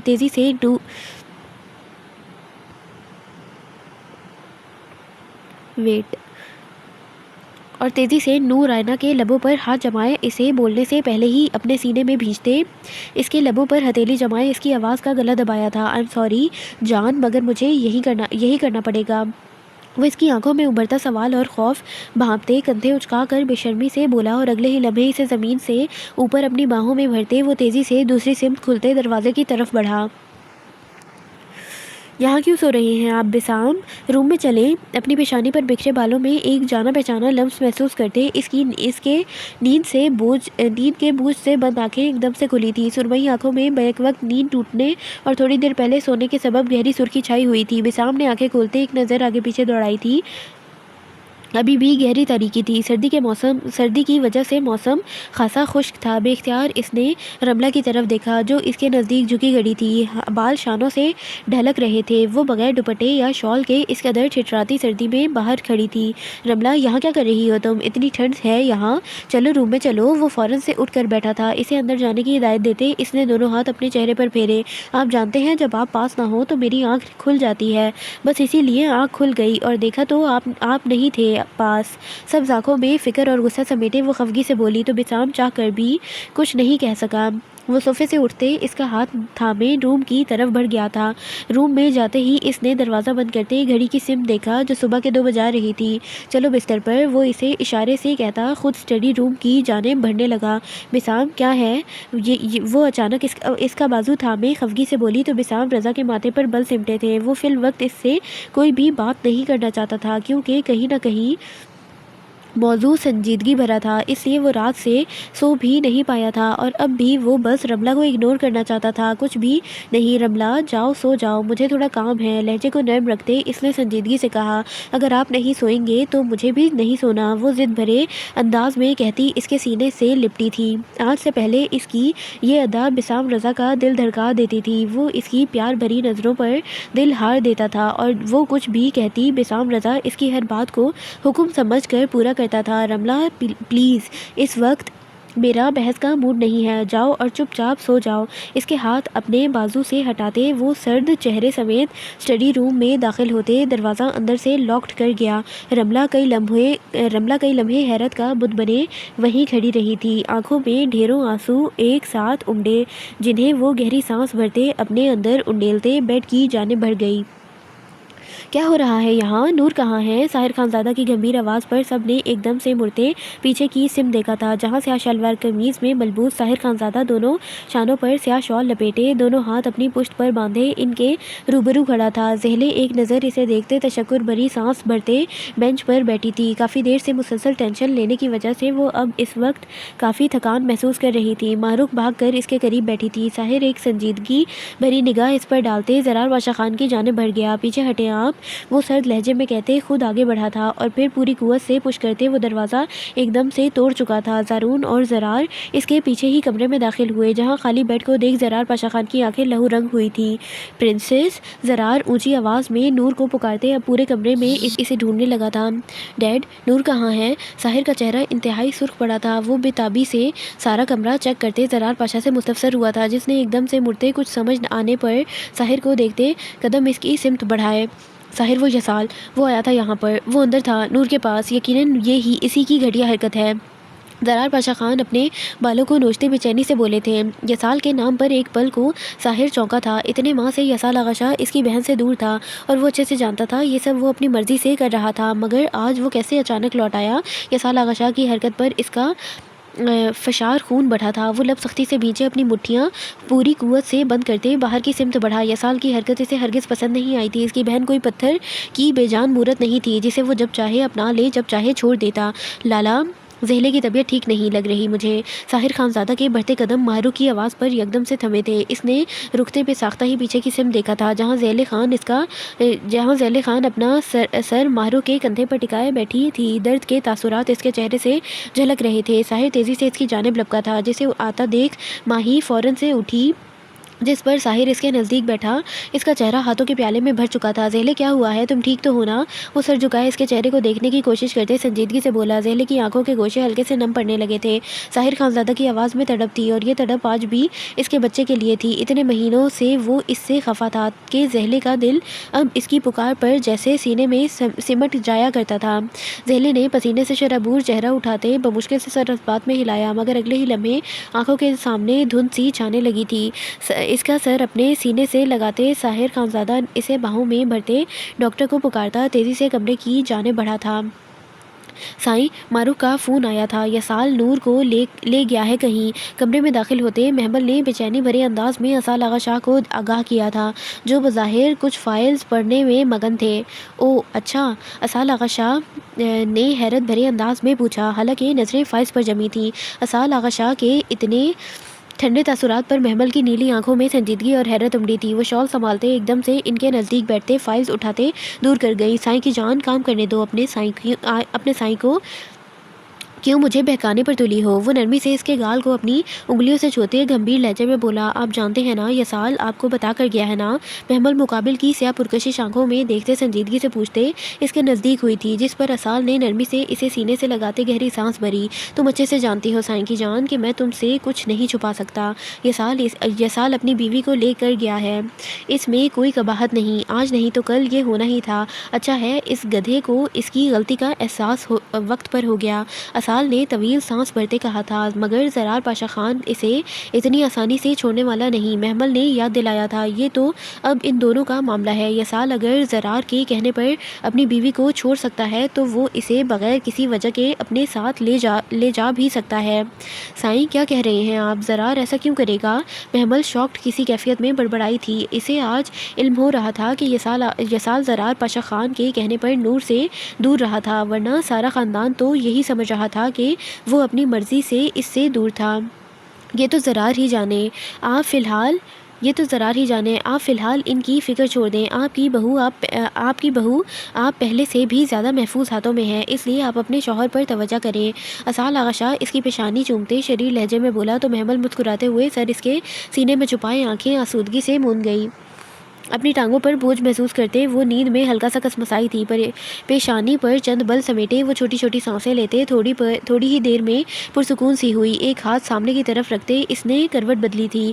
نیند میں بھی اپنے قریب ایک جانی پہچانی خوشبو محسوس کرتے ہی اس کے اعصاب خود بخود پرسکون ہوتے چلے گئے تھے۔ رخسار پر کسی کے ٹھنڈے ہاتھوں کے لمس کو محسوس کرتے وہ کسمسا کر مقابل کے سینے میں سر چھپا گئی تھی۔ یسال آغا شاہ اس کی ادا پر مبہم سا مسکراتے اس کی پشت پر اپنے مضبوط ہاتھ باندھتے اسے شدت سے خود میں بھیج گیا۔ اس کا چہرہ انگلی کی مدد سے اٹھاتے اس نے جھک کر اس کی پیشانی چومتے آنکھیں سکون سے موند ڈالی تھیں۔ پورا وجود اس کے وجود کے لمس پر پرسکون ہوتا چلا گیا تھا۔ اس کے دل کی دھڑکنیں یکدم سے بڑھی تھیں۔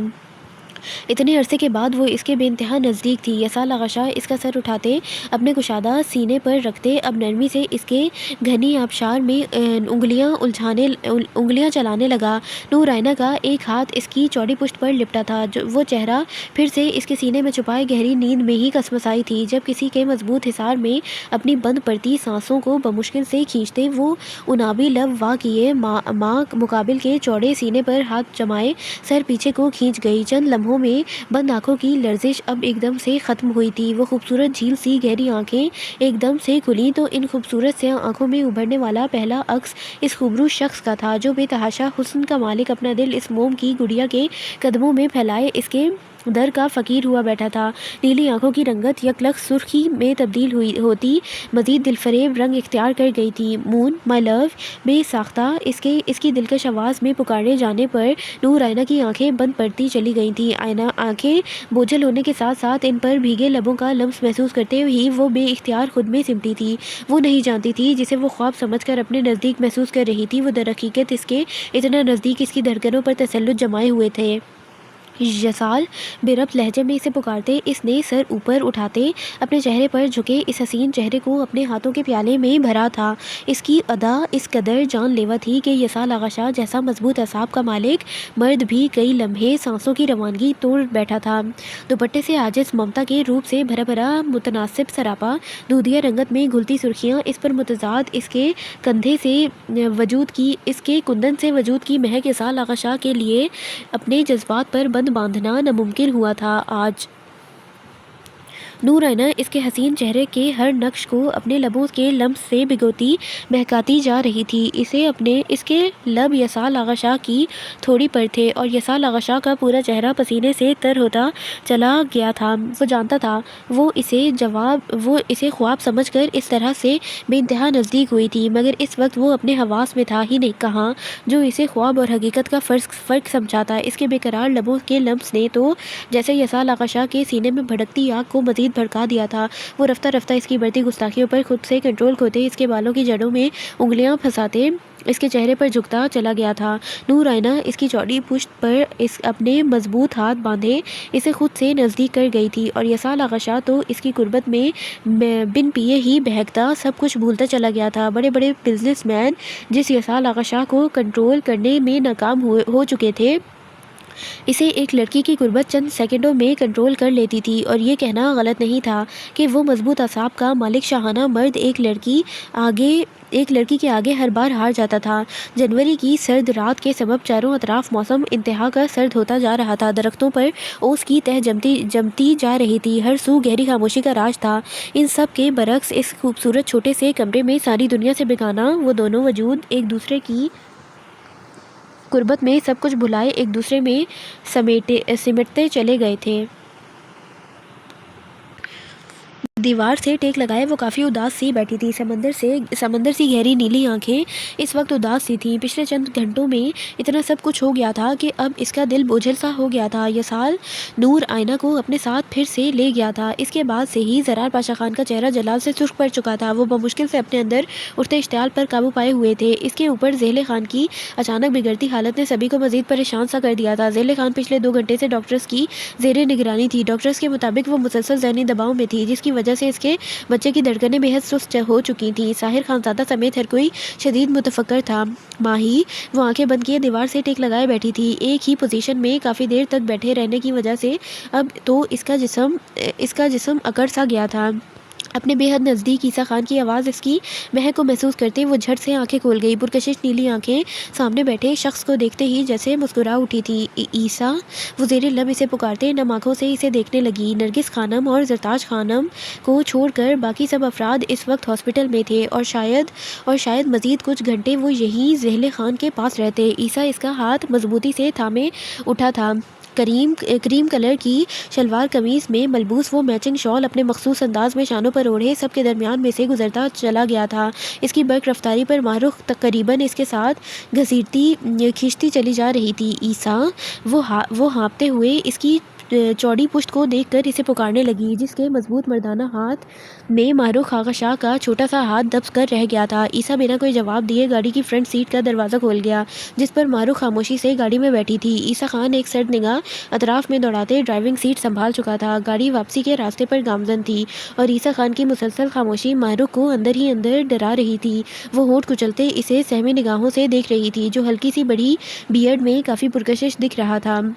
سسکیوں کی مدھم آواز پر عیسیٰ نے چونک کر دوسری سمت دیکھا تو اس کی سیاہ آنکھیں حیرت و بے یقینی سے کئی گنا پھیلی تھیں. گاڑی ایک جھٹکے سے بیچ سڑک میں رکی تھی کہ اس کے پیچھے آتی گارڈز کی گاڑیاں بھی ہڑبڑاہٹ کے سبب بمشکل سے بروقت رکیں. ماہی، عیسیٰ خان کی آواز حیرت سے لبریز تھی.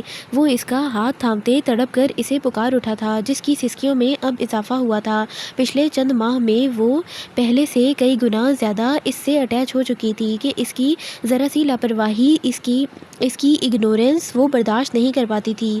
عیسیٰ خان نے ماہرخ آغا شاہ کو نہ صرف اپنے دل بلکہ اپنے گھر کی بھی ملکہ بنا رکھا تھا. وہ اس کی خوشی کے لیے اتنے عرصے سے business tour per out of country بھی نہیں گیا تھا، کیونکہ ماہرخ آغا شاہ کو وہ شام ہوتے ہی اپنی آنکھوں کے سامنے چاہیے ہوتا تھا. کئی بار تو اس کی پوزیسیونیس دیکھ کر وہ خود بھی حیرت زدہ ہو جاتا تھا، کیونکہ جس ماہی کو وہ بچپن سے جانتا آ رہا تھا وہ بے حد معصوم اور شریف سی تھی، سب سے الگ تھلگ اپنے آپ میں گم رہنے والی. شاید ہی پوری فیملی میں کسی بھی لڑکی سے اس کے گہری دوستی ہوتی، کیونکہ اس کا واحد دوست صرف اور صرف یسال آغا شاہ تھا. مگر اب جو ماہرخ آغا شاہ پچھلے کچھ عرصے سے اس کے ساتھ تھی، وہ بالکل الگ لڑکی تھی، جس کی زندگی کا محور صرف اور صرف عیسیٰ خان کی ذات تھی. اس کا بڑھتا جنون عیسیٰ خان کو کئی بار متفکر کر دیتا تھا، مگر پھر بھی وہ اسے اپنے طریقے سے ہینڈل کرنا بخوبی جانتا تھا. اس کے رونے پر عیسیٰ خان نے جھنجھلا کر اپنے بالوں میں ہاتھ پھیرتے گہری سانس بھری تھی، اور پھر اگلے ہی لمحے اس نازک وجود کو اپنے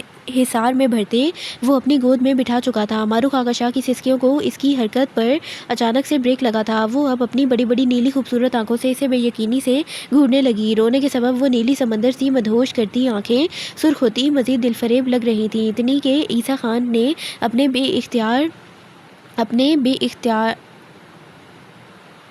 اختیار بے قابو ہوتے دل کو بمشکل سے سنبھالتے اپنے لب ان آنکھوں پر ثبت کیے. جیب سے رومال نکالتے وہ اس کی ناک صاف کرتے اس کے چہرے پر آتے بالوں کو نرمی سے پیچھے کر چکا تھا. مجھے بتائیں میری جان، اس خادم سے کون سی غلطی سرزد ہو گئی ہے جو یوں رو کر ان خوبصورت آنکھوں پر قہر ڈھایا جا رہا ہے؟ وہ بالکل کسی آوارہ دیوانے کی طرح سینے پر دل کے مقام پر ہاتھ رکھتے مستفسر ہوا. اس کی ادا پر ماہرخ، جو پہلے گھبراہٹ اور خوف سے رو رہی تھی، اب کی بار نروٹھے پن سے اپنی چھوٹی سی ناک چڑھاتے رخ پھیرنا چاہا، جس پر عیسیٰ خان نے تیزی سے اس کے ہاتھ اپنے گردن کے گرد لپیٹتے اسے مضبوطی سے سینے میں بھینچا تھا، ایسے کہ اس کا تیزی سے سرپٹ دوڑتے دل کی دھڑکنیں عیسیٰ خان کو اپنے سینے میں اترتی محسوس ہوئی تھیں. چھوڑے مجھے عیسیٰ خان، وہ شرم و خفت سے بمشکل سے بول پائی تھی. نظریں پیچھے قطار میں کھڑی گاڑیوں پر تھیں جو ان کے رکنے پر رکی تھیں۔ پہلے جو پوچھا ہے اس کا جواب دو بیگم۔ اس کے بالوں میں چہرہ چھپائے وہ مخمور لہجے میں بولا۔ اس کی ذرا سی نزدیکی عیسیٰ خان کو مدہوش کر دیتی تھی۔ اب بھی ایسا ہی ہوا تھا۔ آپ مجھ پر غصہ ہیں، مجھے ڈانٹیں گے گھر جا کر؟ اس کی عجیب سی بات پر عیسیٰ نے چونک کر چہرہ اس کے روبرو کرتے اسے استفہامیہ نگاہوں سے دیکھا تھا جو بری طرح سے سہمی ہوئی کچھ پریشان سی دکھ رہی تھی۔ اچھا وہ کس لیے بھلا؟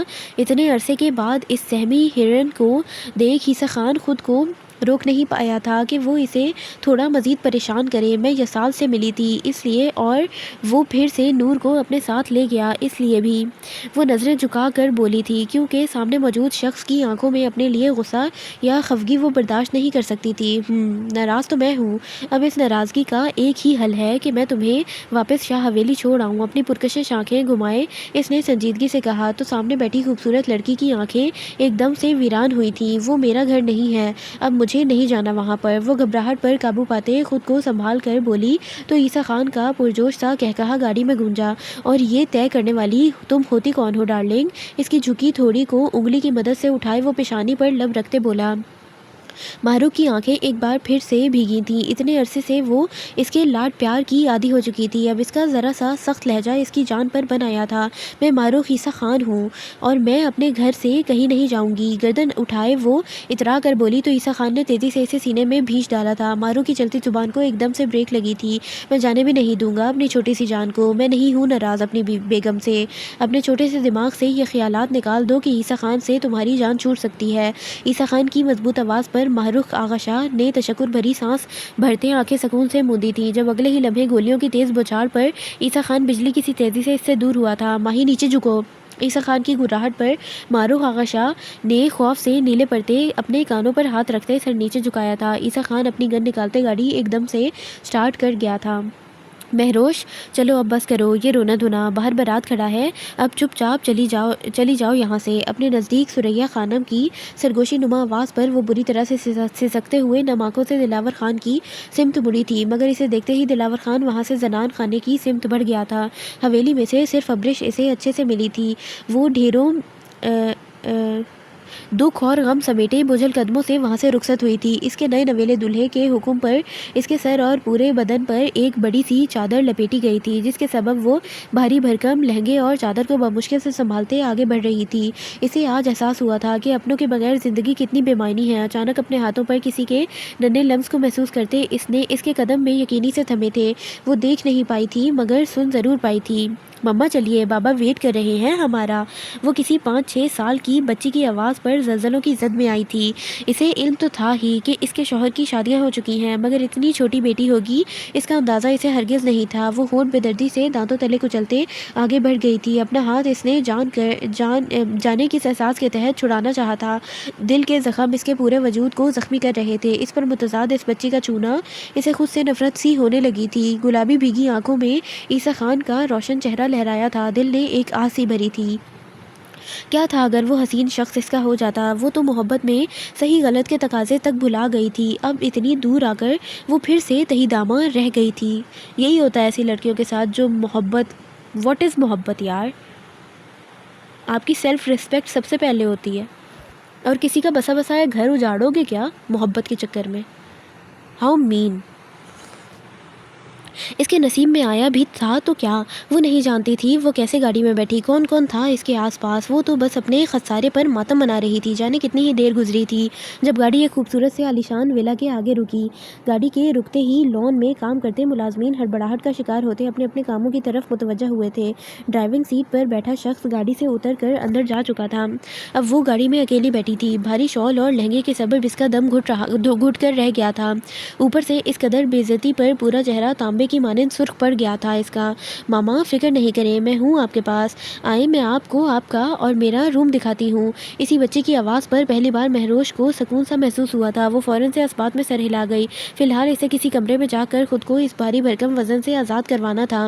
وہ اس بچی کا ہاتھ تھامے سہت سہت کر چل رہی تھی جو اسے بتا رہی تھی کہ وہ اس کے آنے پر کتنی خوش ہے۔ اس نے اسکول سے پورے ہفتے کی چھٹیاں لے رکھی تھیں، اور تو اور وہ اسے پورے ولا کے بارے میں بتا رہی تھی جہاں پر صرف اور صرف وہ اور اس کے بابا رہتے تھے۔ مہروش پہلے چونکی تھی، پھر خیال آیا کہ اس کا شوہر ایک بہت بڑا رئیس آدمی ہے، تو ظاہر ہے اس نے اپنی سب بیویوں کو الگ الگ گھروں میں رکھا ہوگا۔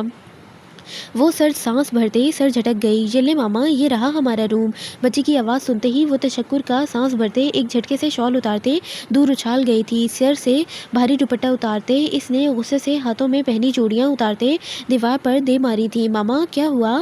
آپ رو کیوں رہی ہو؟ مہروش خان جو سسکتے ہوئے اپنے وجود پر موجود زیورات نوچ کر پھینک رہی تھی، اس بچی کی آواز پر وہ یکدم سے پلٹی تھی۔ وہ واقعی میں 5-6 سال کی معصوم سی بچی تھی، جس کی خوبصورت آنکھیں سہمی ہوئی ہونے کے سبب مزید دلکش دکھ رہی تھیں۔ نام کیا ہے تمہارا؟ وہ پھاڑ کھانے والے انداز میں بولی۔ خوبصورت بدن ہر قسم کے دوپٹے سے عاجز ہلکا ہلکا سا کانپ رہا تھا۔ میرا نام تو جنت ہے۔ جنت نے سہمی ہوئی نظروں سے مہروش خان کو دیکھتے ہوئے بتایا، جس کا خوبصورت چہرہ انتہا کا سرخ اور سنجیدہ تھا۔ جنت بے ساختہ ہی خود میں سمٹی۔ مہروش کو غصے سے اپنی طرف بڑھتا دیکھ وہ مزید خوفزدہ ہوئی تھی، جب اچانک واش روم کا دروازہ کھلا تھا۔ مہروش کے بڑھتے قدم بے ساختہ ہی تھمے تھے، جبکہ جنت بھاگتے ہوئے اپنے بابا کی ٹانگوں سے چپکی تھی، جس نے خونخوار سرد نظروں سے اس لڑکی کو گھورتے جھک کر اپنی بیٹی کو اٹھاتے سینے سے لگایا تھا۔ کیا ہوا میری جان کو؟ یہ مہروش نہ ڈیزرو کرتی ہے ایک چھٹانک بھر کی اتنی سی چھوٹی سی معصوم سی بچی سے اس کو کیا نفرت ہو رہی ہے؟ مطلب کیا، کتنی گندی غلیظ بیہودہ، مطلب کیا کہوں اسے۔ وہ مہروش کے وجود پر کیا ہوا میری جان کو؟ وہ مہروش کے وجود پر کٹیلی نظر ڈالتے جنت کی پشت رب کرتے پیار سے پوچھنے لگا، کچھ بھی نہیں بابا، ماما بہت غصے میں ہے، وہ باپ کو جیسے بتا رہی تھی، جبکہ مہروش خان شوق کی سی کیفیت میں اپنی بڑی بڑی سیاہ آنکھیں پھیلائے سامنے کھڑے مرد کو دیکھ رہی تھی، جو کہیں سے بھی اس سے عمر میں دگنا نہیں تھا، البتہ اس کی عمر 30-32 سال ہو سکتی تھی۔ اس کی برہنہ پشت کو دیکھ وہ شرم و خفت سے نظریں جھکا گئی۔ یس، کیونکہ بابا نے آپ کی ماما کا ویلکم نہیں کیا، اس لیے ابھی آپ کے سونے کا ٹائم ہو گیا ہے، اس لیے آپ اپنے روم میں چلو اور نینسی کے ساتھ جا کر سو جاؤ۔ وہ دروازہ کھول کر جیسے ہی باہر نکلا، میڈ باہر ہی جنت کو لینے کے لیے کھڑی تھی۔ جنت کو پچکارتے وہ نرمی سے اس کی پیشانی چوم کر بولا، جس نے اچھے بچوں کی طرح باپ کی بات پر سر اس بات پہ ہلایا۔ اس کے گال پر کس کرتے وہ نینسی کی گردن میں منہ چھپا گئی تھی۔ جنت کے روم کا دروازہ بند ہوتے ہی اس کے چہرے کے نرم تاثرات اچانک پتھریلے ہوئے تھے۔ وہ جبڑے بھینچ کر اچانک سے مڑا، دروازہ پوری قوت سے ٹھا کی زوردار آواز سے بند ہوا تو مہروش خان جو اپنی چادر اٹھانے کے لیے جھکی تھی، اس کا دل جیسے اچھل کر حلق میں آیا تھا۔ مقابل ایک ہی جسٹ میں اس کے نزدیک پہنچتے اس کی کلائی سے جکڑتے اسے سامنے موجود دیوار سے پن کر گیا۔ مہروش سامنے والے کی آنکھوں کی سرخی دیکھ بری طرح سے لرزی تھی۔ ہاؤ ڈیئر یو، ہمت بھی کیسے کی تم نے میری بیٹی پر چلانے کی؟ وہ ہاتھ کا مکہ اس کے نزدیک دیوار پر مارتے ایسے گھرایا تھا کہ مہروش خان کی ٹانگیں شل سی پڑ گئیں۔ وہ بمشکل سے ہونٹوں پر ہاتھ رکھتے اپنی چیخ کا گلا گھونٹ پائی تھی۔ سوری کہو مجھے ابھی فوراً۔ جبڑے بھینچے وہ دونوں ہاتھ اس کے اطراف میں رکھتے اس کے کان میں گھرایا۔ مہروش خان اس کے غصے پر مرنے والی ہوئی تھی۔ پورا چہرہ جو تھوڑی دیر پہلے غصے سے سرخ پڑ رہا تھا، مقابل کے خوف سے زرد پڑ گیا تھا۔ کہو۔ اب کی بار وہ ایسے دھاڑا تھا کہ مہروش خان کی چیخیں پورے کمرے میں گونجی تھی۔ سوری، وہ سسکتے ہوئے بمشکل سے بول پائی تھی، جس پر سامنے کھڑے شخص کا غصہ کچھ کم ہوا تھا۔ تم پہلے کیا تھی کیا نہیں، مجھے اس سے کوئی غرض نہیں مہروش خان، مگر اب تم فہام یوسف خان کی عزت ہو، کسی بھی قسم کی کوتاہی میں قطعی معاف نہیں کروں گا۔ جنت میری بیٹی ہی نہیں، میری زندگی ہے۔ تم سے شادی کا صرف اور صرف ایک ہی مقصد ہے، اپنی بچی کے لیے ایک بہترین ماں لانا۔ اگر آئندہ جنت کی آنکھوں میں آنسو دکھے تو تمہاری آنکھوں میں آنسو آنے کے لیے یہ خوبصورت آنکھیں سلامت نہیں بچیں گی۔ وہ اس کے چہرے پر سنجیدگی سے ایک نگاہ ڈالتے ایک ایک لفظ چبا چبا کر بولا تھا۔ مہروش خان سانس روکے اس کے ایک ایک لفظ کو یوں سن رہی تھی جیسے اس سے زیادہ ضروری اور کوئی کام نہ ہو۔ چند ہی لمحوں میں سامنے کھڑے شخص سے اسے بیک وقت خوف اور نفرت کا احساس ہوا تھا۔ فہام اپنی شرٹ اٹھاتے کمرے سے نکلتا چلا گیا تھا، جبکہ مہروش خان گرنے کے سے انداز میں فرش پر بیٹھی تھی۔ وہ چہرہ گھٹنوں میں چھپائے بری طرح سے رو دی تھی۔ تو کم از کم تم بچی سے تو ڈھنگ سے پیش آ سکتی ہو نا، بیکار عورت۔ اپنے بالوں میں مسلسل اس کے ہاتھ کی سخت انگلیوں کی گردش پر وہ سنجیدگی سے لب بھینچے آنکھیں موندے ہوئے تھی۔ سیاہ پرکشش آنکھوں میں آنسو سے قید ہوئے پڑے تھے، مگر ہونٹوں سے اس نے ایک لفظ بھی نہیں نکالا تھا۔ میں جانتا ہوں مون کہ تم جاگ رہی ہو، کم آن مائی لیڈی، ویک اپ۔ یسال آغا شاہ کی گمبھیر سرگوشی نما آواز پر اس نے بے ساختہ ہی ہونٹ دانتوں تلے کچلے۔ مون! یسال آغا شاہ نے جھک کر اس کے گال پر لب رکھتے اسے پکارا، جس پر بے ساختہ ہی وہ سسک اٹھی تھی۔ یسال نے تیزی سے اسے سینے میں بھینچا۔ اس کے یوں چھونے پر نور رائنا نے جھٹکے سے اس کا ہاتھ پیچھے اچھالا تھا۔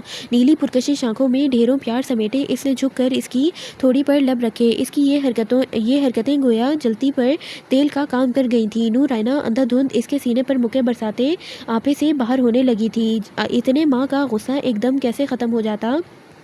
یسال آغا شاہ مسکراتے ہوئے اس کی مار کھا رہا تھا۔ جانتا تھا وہ اس کے بغیر نہیں رہ پائے گی، پھر بھی وہ اسے چھوڑ گیا، وہ بھی تب جب اسے اس کی سب سے زیادہ ضرورت تھی۔ چلے جاؤ یہاں سے، وہ بار بار اس کے سینے پر مکے برساتے ایک ہی بات بول رہی تھی۔ کہاں چلا جاؤں میری جان؟ یسال معصوم سی شکل بنائے استفہامیہ لب و لہجے میں مستفسر ہوا۔ جہاں مرضی جاؤ، بس چلے جاؤ، نور پھاڑ کھانے والے انداز میں بولی۔ ایسے کیسے چلا جاؤں؟ ابھی تو آیا ہوں، کچھ دن تو اپنے پاس رہنے دو، خود کو ہمارے بیبیز کو محسوس کرنے دو۔ اس کے بازو اپنی گردن کے گرد باندھتے مخمور لب و لہجے میں بولا۔ کچھ پل کے لیے نور رائنا کا سانس رک سا گیا تھا، دل کی دھڑکنیں بے تحاشا بڑھیں۔ کچھ دن مطلب نور رائنا کا چھوٹا سا ذہن اس کی اسی بات پر اٹک کر رہ گیا تھا۔ کیا وہ صرف کچھ دنوں کے لیے آیا تھا اور پھر سے واپس چلا جائے گا؟ خود ہی تو جانے کا کہا ہے تم نے مون، میں بھلا کب تمہاری کوئی بات ٹالتا ہوں؟ کندھے اچکا کر وہ جس قدر معصومیت سے بولا تھا، نور کا دل چاہا کہ وہ اس کا گلا دبا دے۔ کیا وہ بھول گئی تھی اس کی منمانیاں جو اس کی معصومیت پر ایمان لے آتی؟ ایسے مت گھورو میری جان، ورنہ پیار ہو جائے گا۔ یسال کروٹ بدلتے اس کے چہرے کے نزدیک جھکتا شریر لہجے میں بولا۔ اس کی لمبی خوبصورت انگلیاں نور رائنا کی باریک انگلیوں میں سمٹتی جا رہی تھیں۔ اس کی قربت، اس کی خوشبو نور رائنا کے لیے زندگی کی نوید تھی، جیسے وہ تو کل رات ہی اس کے ہونے کا یقین کر چکی تھی۔ یسال آغا شاہ کو یہ وہم تھا کہ محبت وہ کرتا ہے اس سے، مگر سچ تو یہ تھا کہ نور رائنا اس سے عشق کرنے لگی تھی۔ اس کی خوشبو اپنے اطراف میں بکھرتی محسوس کر کے وہ اسے بن دیکھے محسوس کر لیتی تھی۔ یہاں تو وہ خود اس کی دھڑکنوں سے زیادہ اس کے قریب تھا، پھر کیسے وہ حقیقت اور خواب میں فرق نہ کر پاتی؟ تمہیں پتہ ہے یسال، یہ مہینے نہیں، ایک صدی تھے میرے لیے۔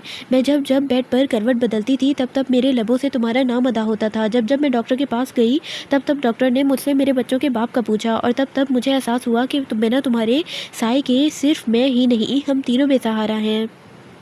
نور رائنا اپنی بھیگی سیاہ آنکھیں یسال آغا شاہ کی نیلی شرمندگی سے بھری آنکھوں میں گاڑے بولی تھی، اور ایک بار پھر سے یسال آغا شاہ کو محسوس ہوا تھا کہ وہ ایک باپ کو اس کی بیٹی لوٹانے کے چکر میں کیا کچھ کھو چکا تھا۔ نور رائنا کی بھیگی آنکھیں، لرزتے ہونٹ اور بھرا سراپا، وہ لڑکی سراپا محبت تھی جو آج بری طرح سے اس کے سامنے ٹوٹ کر بکھری تھی۔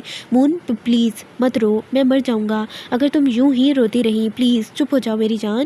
یسال آغا شاہ اس کا چہرہ اپنے ہاتھوں کے پیالے میں بھرتے اس کی پیشانی پر لب رکھ گیا تھا۔ وہ کیسے اسے بتاتا کہ صرف وہی نہیں، یسال آغا شاہ بھی تو اتنے عرصے سے ہجر کی آگ میں جھلسا تھا۔ اس کے لیے بھی تو یہ دوری موت جیسی رہی تھی، جب حق ہوتے ہوئے بھی وہ اپنے ہی بیوی سے دور رہا تھا۔ بس بہت ہو گیا، اب مزید یہ ڈرامہ نہیں کرنا مجھے۔ جب تمہارا دل چاہے گا تب تم مجھے چھوڑ دو گے، ہے نا؟ اس لیے اب مجھے تمہارے ساتھ نہیں رہنا۔ وہ آنسو ہتھیلی سے پر رگڑتے سرد لہجے میں بولی۔ یسال آغا شاہ کی پیشانی پر بل سمٹے تھے۔ مون آئی سویئر، آگے سے ایسا کبھی نہیں ہوگا۔ تم نے مارنا ہے، جتنا چاہے مار لو، غصہ کر لو، مگر میں اب تمہیں خود سے دور نہیں ہونے دوں گا۔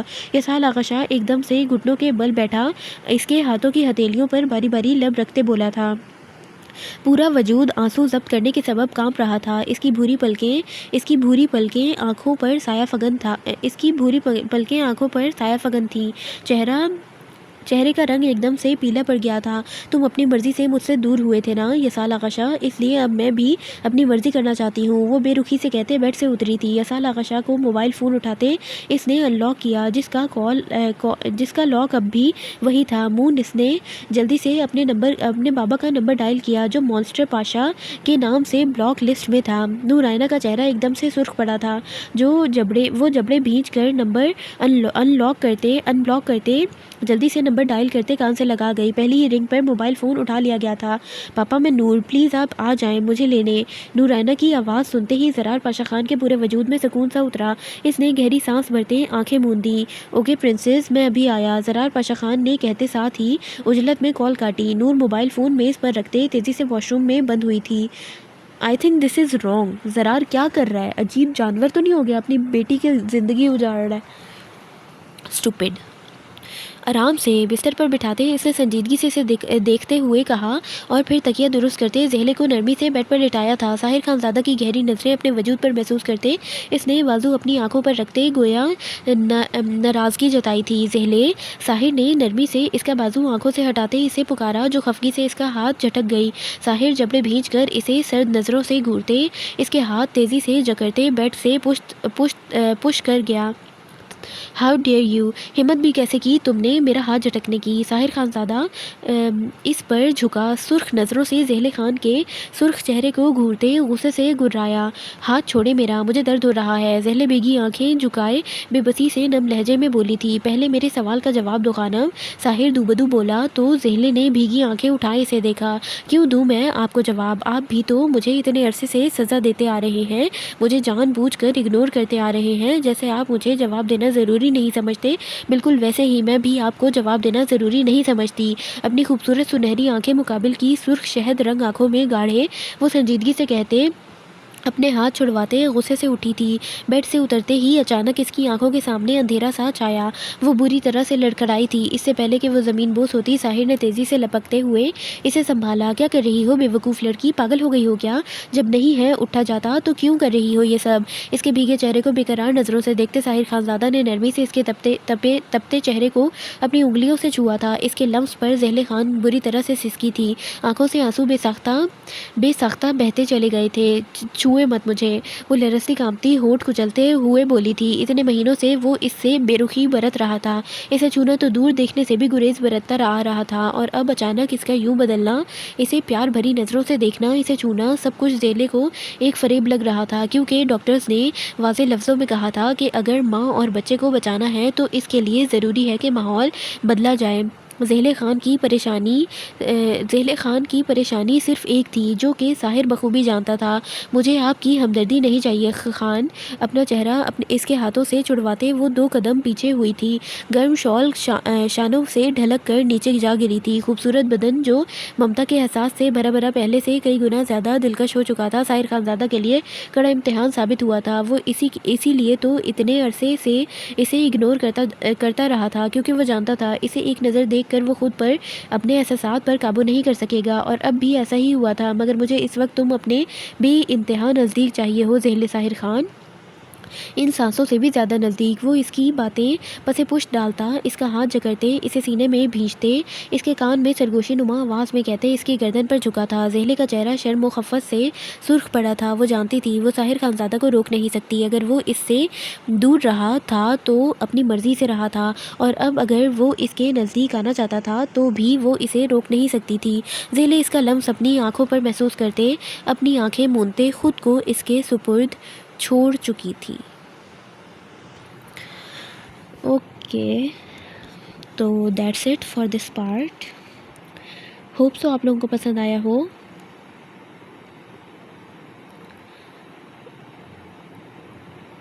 آگے کیا بولوں میں؟ چینل کو سبسکرائب کریں، ویڈیو کو لائک کریں، ڈھیر سارے کمنٹس کریں۔ ملتے ہیں نیکسٹ پارٹ میں، تب تک کے لیے دعاؤں میں یاد رکھیں، خوش رہیں، خوشیاں بانٹیں۔ اللہ حافظ۔